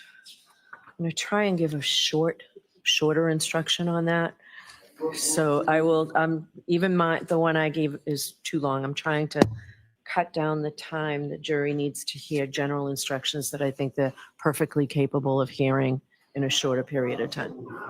All right, thank you. Credibility, the same. Law enforcement witness, I think I gave some instruction on that. I'll include that somewhere in it. If I might just reference that. Sure. Only language in there that I would object to. Okay. Testimony of a police officer or someone else who works for a law enforcement agency. What do you mean by that?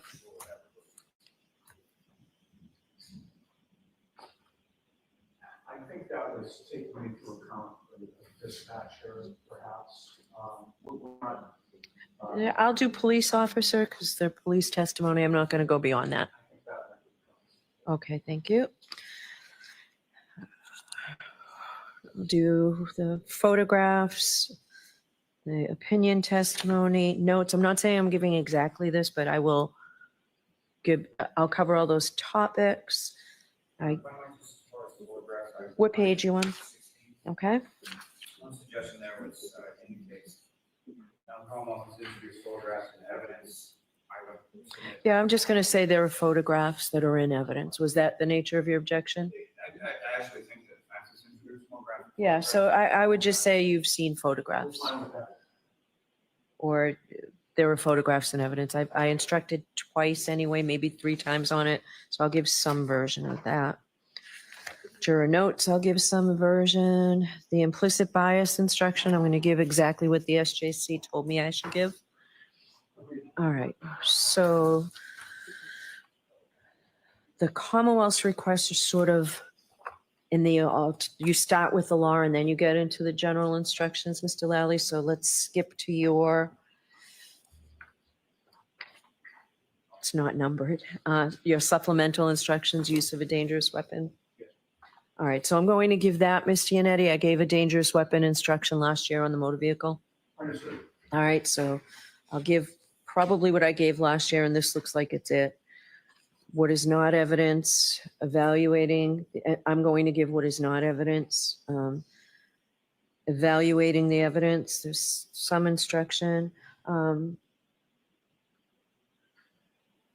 Ms. Giannetti, what do you think about the short instruction on jurors? It sort of makes sense to me after such a long trial. No juror is better qualified to determine the truth of the facts in controversy or to deliberate upon a verdict than any other juror, or solely because of that, solely because of that juror's occupation, education, experience, or any other characteristic. Okay. Thank you. Charts and summaries, I'll talk a little bit about chalks. And inferences, I will give some. I'll give the redacted exhibits instruction. Witness preparation for trial. Do you both want this?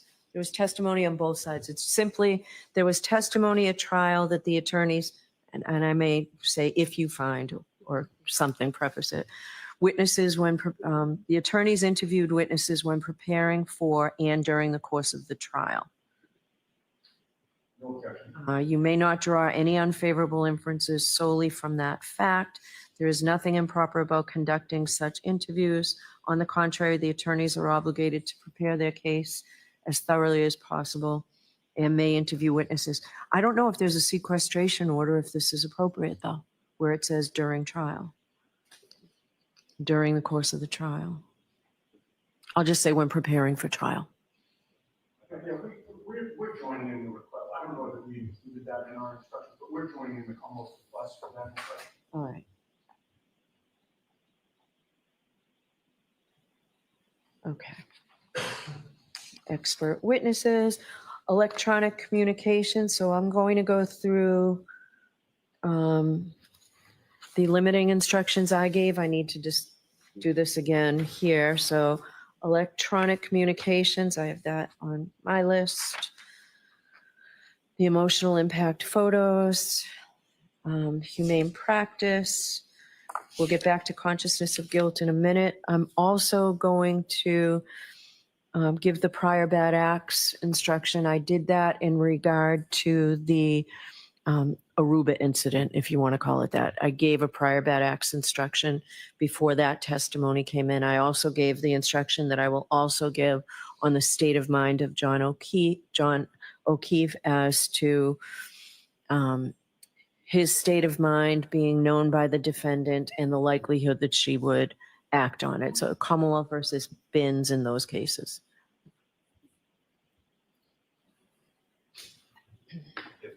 Your Honor, with regard to Aruba, we don't believe that there was really any testimony that came in. I thought it came in through Kaylee. I should say it did come in through Kaylee. That's when I gave the prior bad acts instruction. She testified.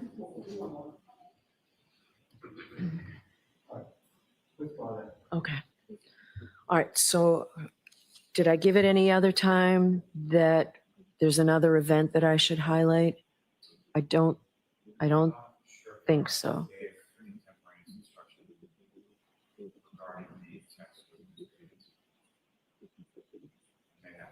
I don't think there was an instruction at that point. All right. I think I have to add that here. So, all right. And I will look at it and decide whether I need to add it specifically. It might be covered enough. Might be covered enough when I give the electronic communications instruction. So I will think about that. All right. Those were the limiting instructions I wanted to get to. So We would object to the part of that accident linked to the Higgins text message. all right, I'm going to take a look at that, Mr. Lessie. All right. Consciousness of guilt. Okay. All right. All right. So tell me where the difference is in what I gave last year from the model homicide instruction on second-degree murder and where you're saying I should not this year, Mr. Lally. No, so the only, 1 second, let me just pull that up.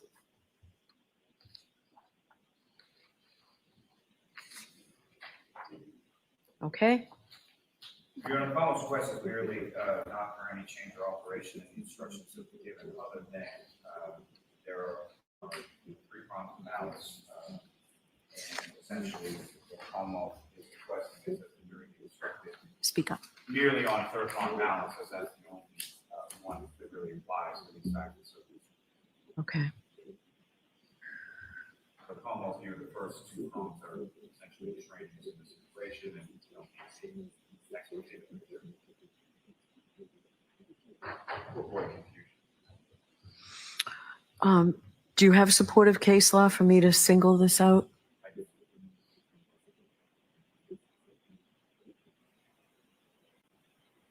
What do you say, Mr. Yannetti? I mean, Mr. Brennan essentially stated that in his opening statement.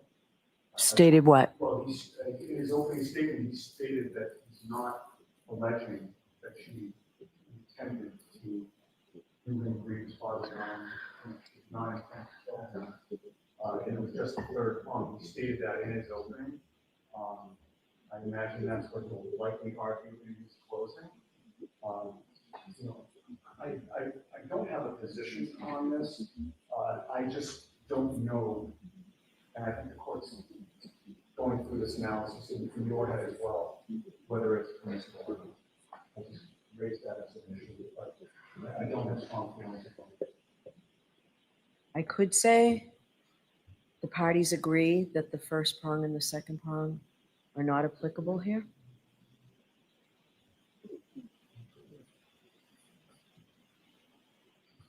I think we're just at the position where we'll refer to the court. Well, I'm not going to say you agree if there's no agreement. If you can get me a case by this afternoon, I will endeavor to do so, Your Honor. We will. I don't have it. I'm inclined to go with the model.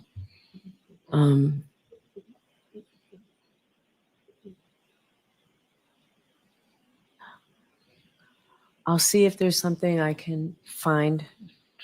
You're probably better at finding it than I am, Mr. Lally, but I'll see if there's something I can find to support the position that it's just the third prong, and therefore I only have to give that instruction. I don't think I'll find anything, but let me see. Because I can understand why both of you don't want it. Just let the jury focus on what they need to focus on. That's really the only reason. I understand, and I don't. You know, I suppose I could always tell the jurors that the Supreme Judicial Court has come out with jury instructions that I must give in their entire format. And that sort of explains why I say something that doesn't apply, maybe. Maybe I'll do that, but let me see if I can find something. If I can find something that says I don't have to give those first two prongs, I'll let you know before you begin. All right. And Your Honor, before the court makes a decision on that, we see what the court is proposing if you are going to alter the panel. If I alter it, it means I remove those two. That's all. Right, no, we just wanted to. Yeah, sure. My guess is that won't happen, but we can see. All right. So lesser included offenses. Did you want an OUI instruction? You were. Okay. All right.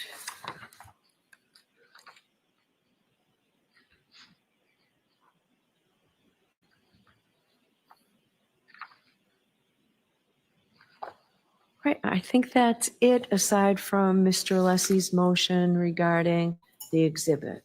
Right, is there anything else that we're missing? Just a couple of other issues. One is with regard to the Proctor text messages, we have a redacted version now, which we'd like to submit to the court of the Commonwealth. You recall that we had agreed essentially on the redaction subject to the court's ruling. Okay. But it wasn't in final form. We believe it's in final form now. And you all agree that it's in final form? Well, they haven't seen it. Oh, I'm going to give it to them now. Can I hand this to the court? Sure, thank you.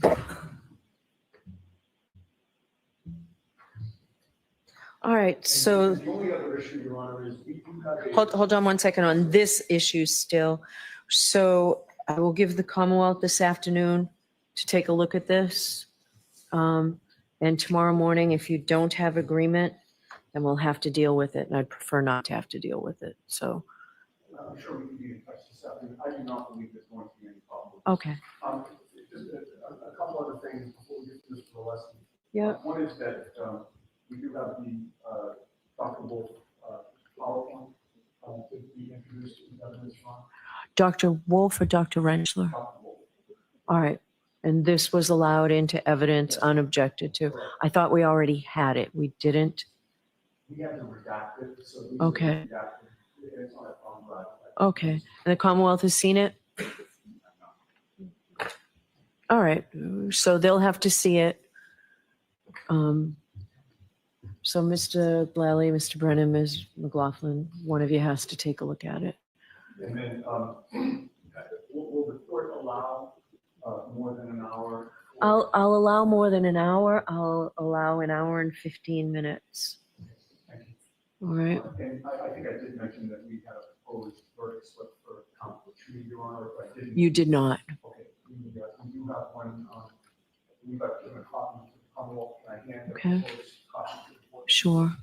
Is it the same as last year's, but now with a? It's different.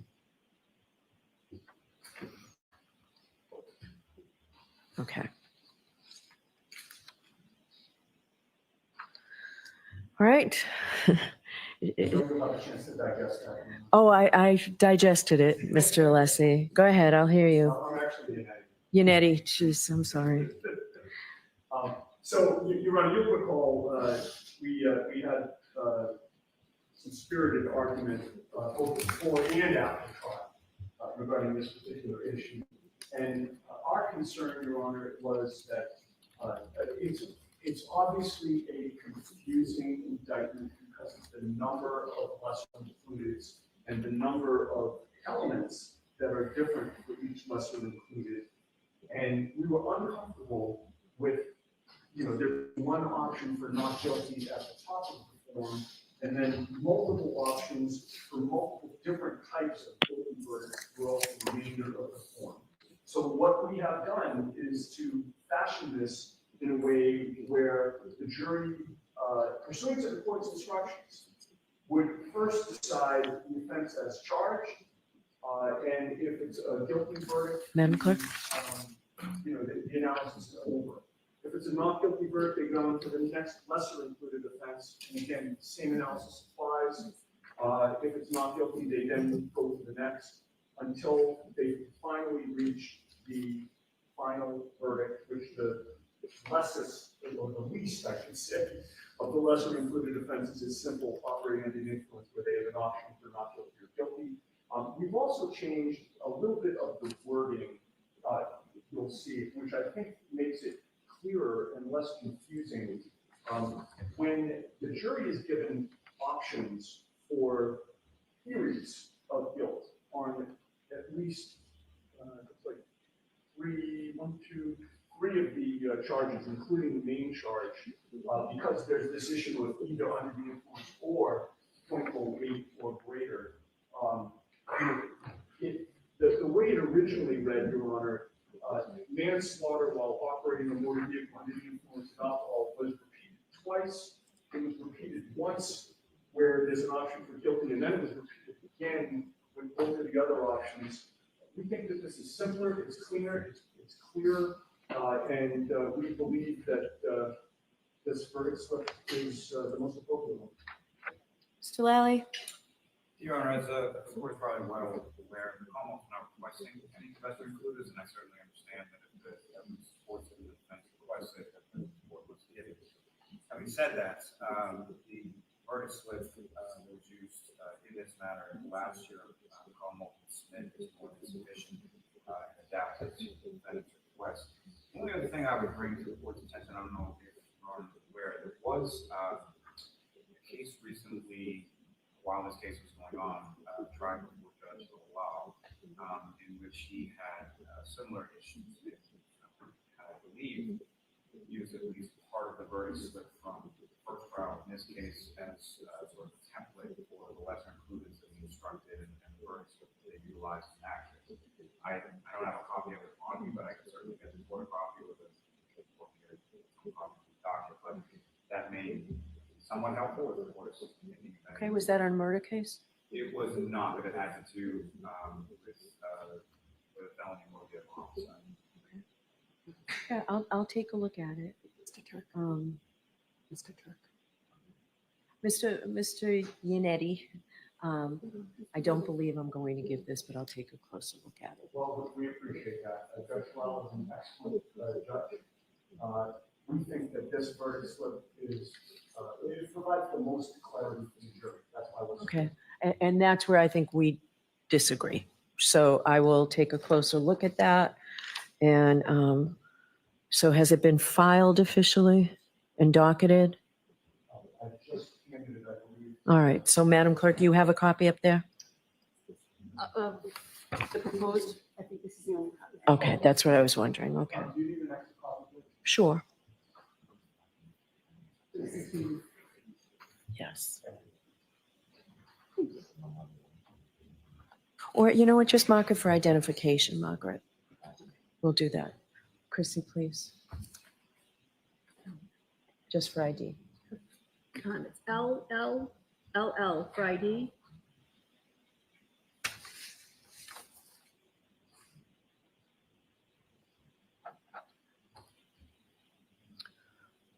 Thank you. Mr. Lally.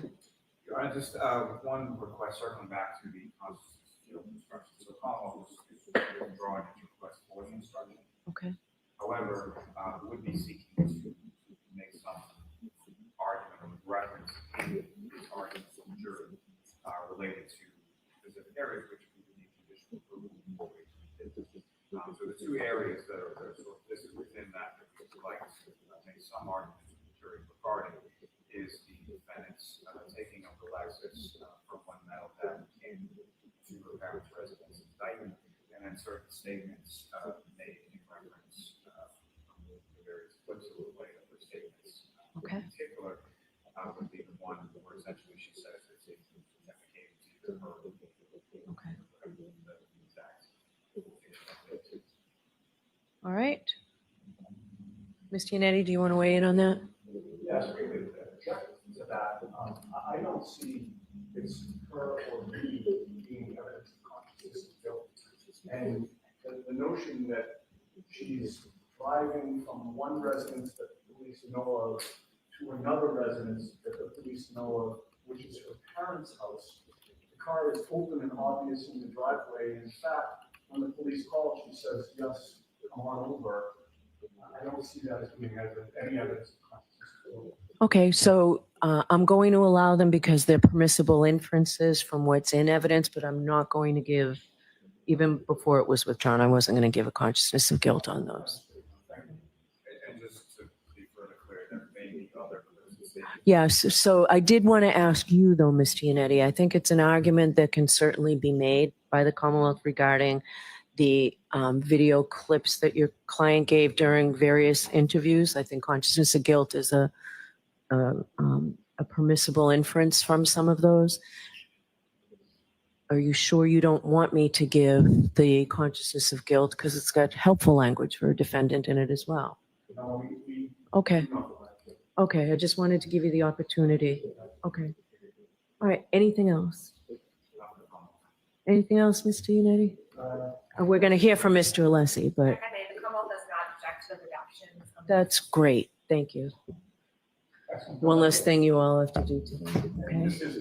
I know. All right, so let's make that, are we switching that new redacted version with the exhibit number? Do we know what it was before? Excuse me. The redactions on the Higgins messages, that's what you're saying you're fine with, right? Proctor Communications. Proctor Communications, okay. This is the testimony that came in. Of Proctor, yes. All right, so we'll find the exhibit number and we'll just. 209, is everybody in agreement that it's exhibit 209? Yes. Okay. Does the court have a copy or do they need the Commonwealth? No, I wrote on it. I need the Commonwealths. So this is a clean copy. So that will now be 209 in evidence. You know what? Can we make that 209A? We need, Ms. Giannetti, we need to keep record of the first one that was not redacted. So any objection to making this 209A? No objection to that.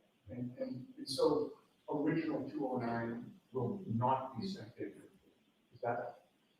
It becomes. What do you think? Yeah. I- Yeah, so we'll switch it back to ID and this will just be 209. All right, did we have an ID number on it originally? Can it still be that? Is it redacted, the NNN? Or is it, no, it can say that. Okay. Right, 'cause this is the- Oh, it's just NNN, it's not, Well, where did it? no, it became 209.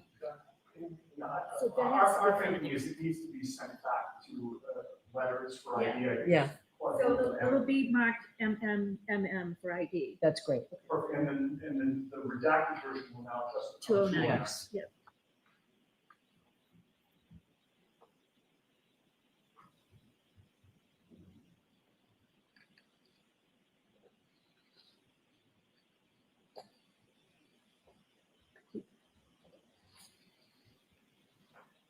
And we'll hear from you this afternoon. Just somebody send us an email to the clerk's office.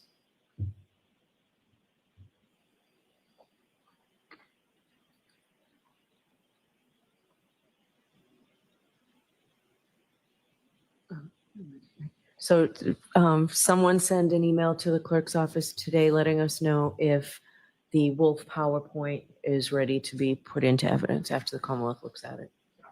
Okay, so we'll take care of that. All right, Mr. Alessi, I'll hear you. Thank you, Your Honor. If I might suggest respectfully a procedure to the court, I had spoken with the Commonwealth about what the topic is. It's obviously not new to anyone, but perhaps to expedite this matter, if I might suggest to Your Honor, to avoid a more lengthier argument, it might even truncate it down to 30 seconds. If we could hear from the Commonwealth on what we have requested, and the topic specifically is entitled Defendant's Motion for Curative Instruction regarding Exhibit 88 and Introduction into Evidence of Exhibits. The exhibits is taken care of, that's no longer an issue. But I did speak with Mr. Lally, and if I could suggest that Mr. Lally can state his position as I understand it, and then I can go from there, and it may not be necessary for me to continue on. All right. What's the Commonwealth's position? So Your Honor, the Commonwealth's position is ultimately for the court as far as whether or not it's appropriate instruction to give in the final charge. What the Commonwealth will submit is that the contemporaneous instruction was more than sufficient to address the issue, and that it doesn't require any sort of differing language or further instruction given to the jury during the court's final charge. All right, I'll hear you, Mr. Thank you, Your Alessio. Honor. May I go to the podium? Yes. Thank you.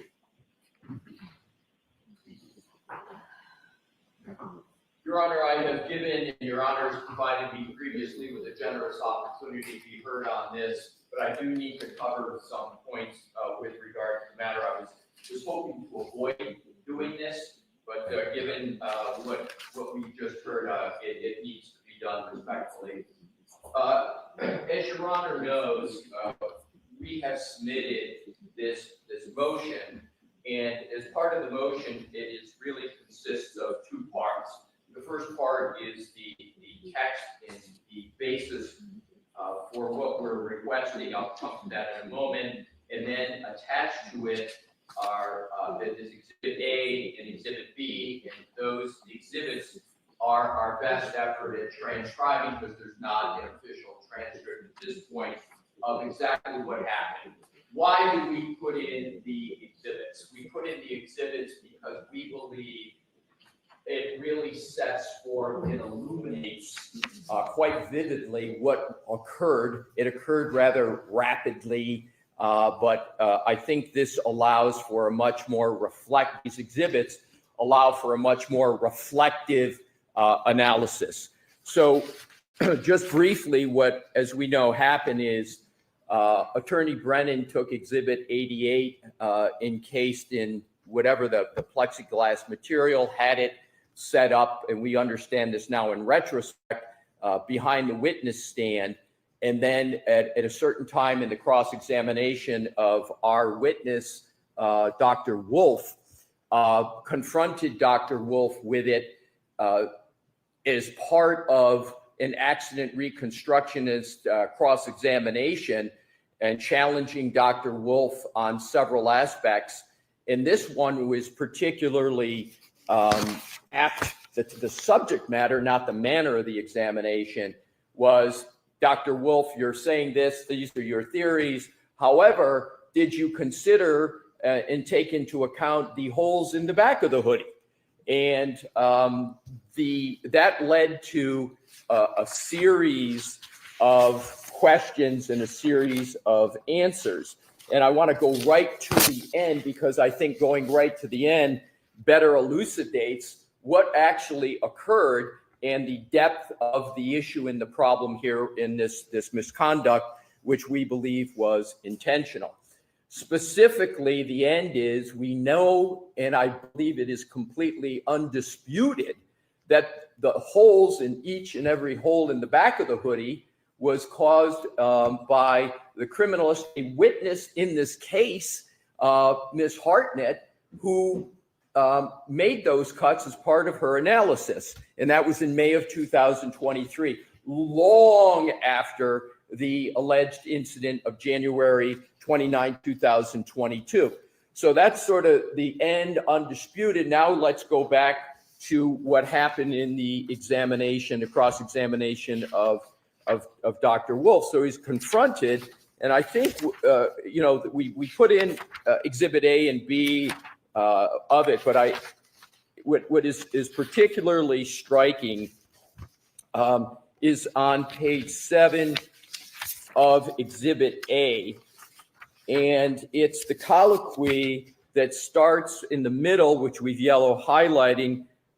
Attorney Brennan saying, when you were making that opinion about consistent or inconsistent, did you ever consider whether there were holes in Mr. O'Keefe's sweatshirt other than the right arm? Dr. Wolf started to answer, well, I know that there was cutting to, and I emphasize cutting, and then he was cut off by Attorney Brennan. And Attorney Brennan said, may I approach and receive the exhibit, Your Honor?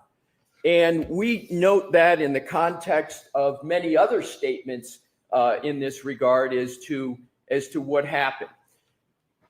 So now this comes to the requested relief, and I'm going to move to the part of the argument, Your Honor, that we believe respectfully compels what we're requesting.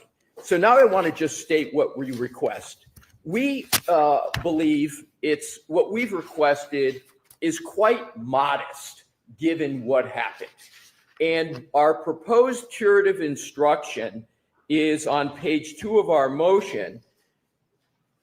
It states, during the cross-examination of Dr. Wolf, Mr. Brennan asked Dr. Wolf about holes in the back of the sweatshirt, Exhibit 88, falsely insinuating that those holes were sustained on January 29, 2022 from a fall backwards. I instruct you that those holes were not present on January 29, 2022. Those holes were made by Maureen Hartnett, a criminalist at the Massachusetts State Police, I've got the acronym MSP, Crime Lab, in the course of her inspection and sampling of the clothing on May 18, 2023. Dr. Wolf correctly testified that those holes did not come from any alleged event on or about January 29, 2022. Please juxtapose that with regard to the instruction Your Honor had given, which was a sentence, so jurors, I instruct you that those holes were made by the criminalist, Ms. Hartnett, during the course of her inspection and sampling of the sweatshirt. Didn't I include the date you requested, the May 18th date? I thought I did.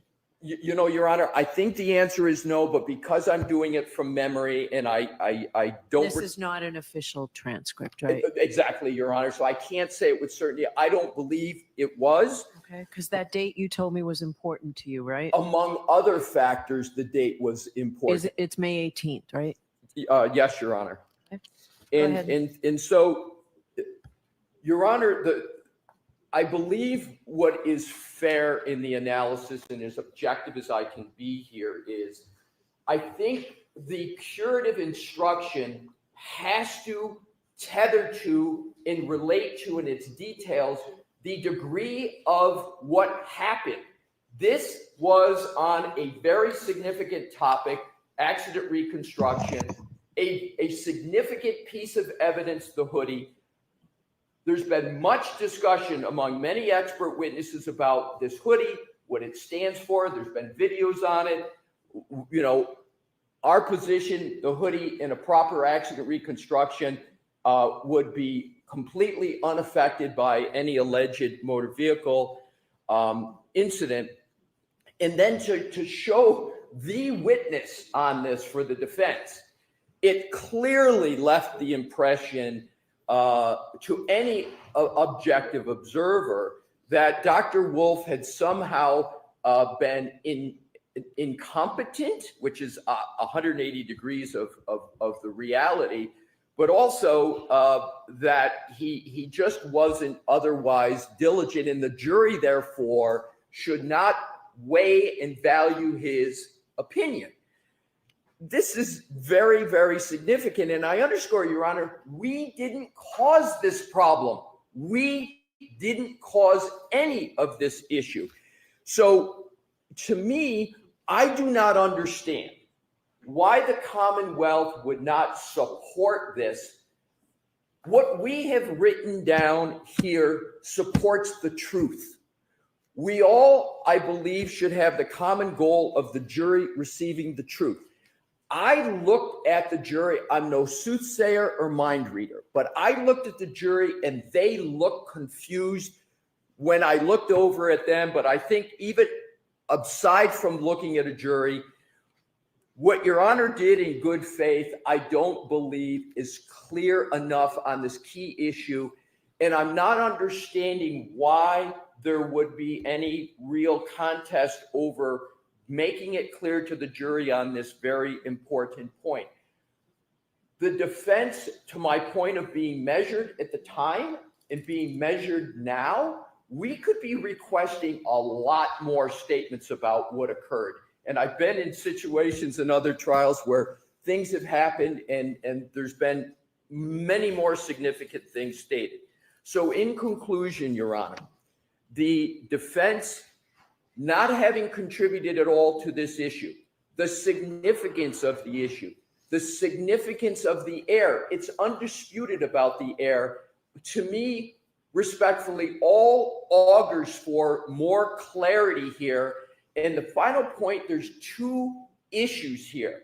There's the fact of when these holes occurred, these cuts, and how they occurred. That's one bucket. But the second bucket, which is not in the current instruction, is our expert witness, Dr. Wolf, and the impression left upon him. And that is why we have the language in there. Again, we believe quite measured, just the sentence at the end to take care of the harm to our witness with regard to what occurred. So therefore, Your Honor, we respectfully request that this be given so that the jury has a clear and complete and truthful understanding of not only what happened, but also to make sure that it is what's created for the jury is accuracy, hence truth can be concluded. Thank you, Your Honor. Thank you. I do just want to point out one thing. It was not objected to at the time it came in. That's my only comment. I will consider this. I'm going to hear from Mr. Lally. I will consider this. What is it that was not objected? The testimony was not objected to. I didn't hear this until I think after another witness. Your Honor, if I could just thank you for raising that. 10 seconds for that. I will, and I made this point the very time that I made the argument last time. We were not shown that Exhibit 88 in the encasement.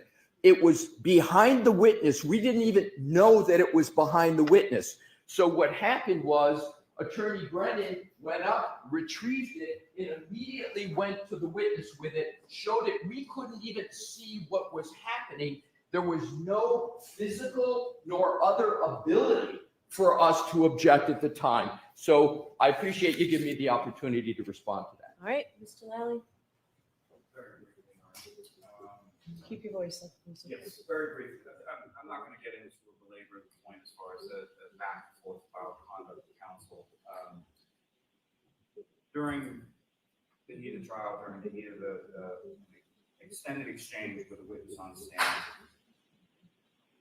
things can happen. Mistakes can be recognized, acknowledged, and accepted as a mistake.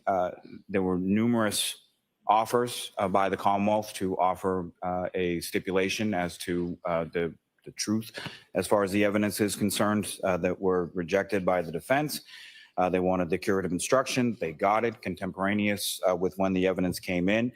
There have been many instances of similar type conduct that didn't result in a curative instruction, and to accentuate it further in the final charge to the jury is simply improper.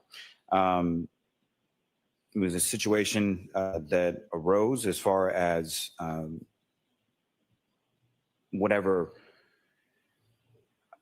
misstatement was made at the time, as far as whether it's from the testimony from the witness or the question from counsel, was immediately remedied, was taken care of. I don't think that there's any confusion by the jury. And furthermore, as I indicated, the Commonwealth offered a stipulation at the time that this occurred, which was essentially rejected by the defense. They got the curative instruction at the time. That is all that is required. It is more than sufficient, and it doesn't need to be accentuated or addressed further in the final charge. Okay. So I'll consider it, Mr. Alessi. Okay. Thank you, Your Honor. All right. Anything else? Two things I'd like to talk about for scheduling. The jurors get here early. I'm going to ask if the court officers to call the jurors and ask them two things. To ask them if they can get here a little bit earlier so that we can all be in the courtroom at 8:45, ready to start. So things take a little while generally. That will assure us the closing arguments will start right at 9, maybe a few minutes earlier. The goal would be to hear arguments from both counsel and then take an early lunch break. I would ask that counsel plan on just a half an hour lunch break. I'd like, the point being, I want the jurors to start deliberating. I don't want to end the charge and send them home for the weekend. That's not fair after they've waited so long. So a short lunch, you're free to stay in the building and court officers will help you with accommodations for that. But a short lunch, and then I'll come out and do the charge. And then at least hopefully there'll be some time for them to deliberate. I'm going to ask the court officers to call the jurors to see if they can stay as late as 5 o'clock or 5:30 tomorrow night. I just don't think it's fair after they've sat through so much of this trial with the various delays that we've had to not let them start deliberating. We have no objection to that. One request we have, Judge, is during the last trial, during the deliberations, the court had asked us to be within 5 minutes of the courthouse. My office is about 10 minutes away. I'm sure we can make accommodations for that. But at some point, we may have to talk about security issues. So a lot may depend on that. Understood. All right. Does the Commonwealth have any objection to that schedule? No, Your Honor, not at all. All right. So we'll see counsel in here no later than 8:30 tomorrow morning. Sure. We'll counsel here at 8:30. All right. Thank you. All rise for the court, please. Is there already one of these, like, are we swapping? Yes, please. Goodbye.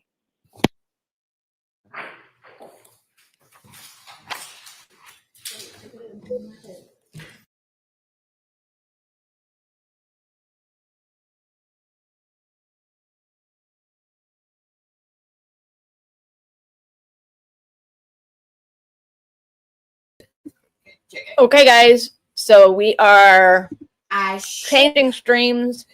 I just put the link in the chat. It's not started yet, but we'll at least go to that stream. So it'll start in just a minute, okay? Love you guys. We'll see you soon.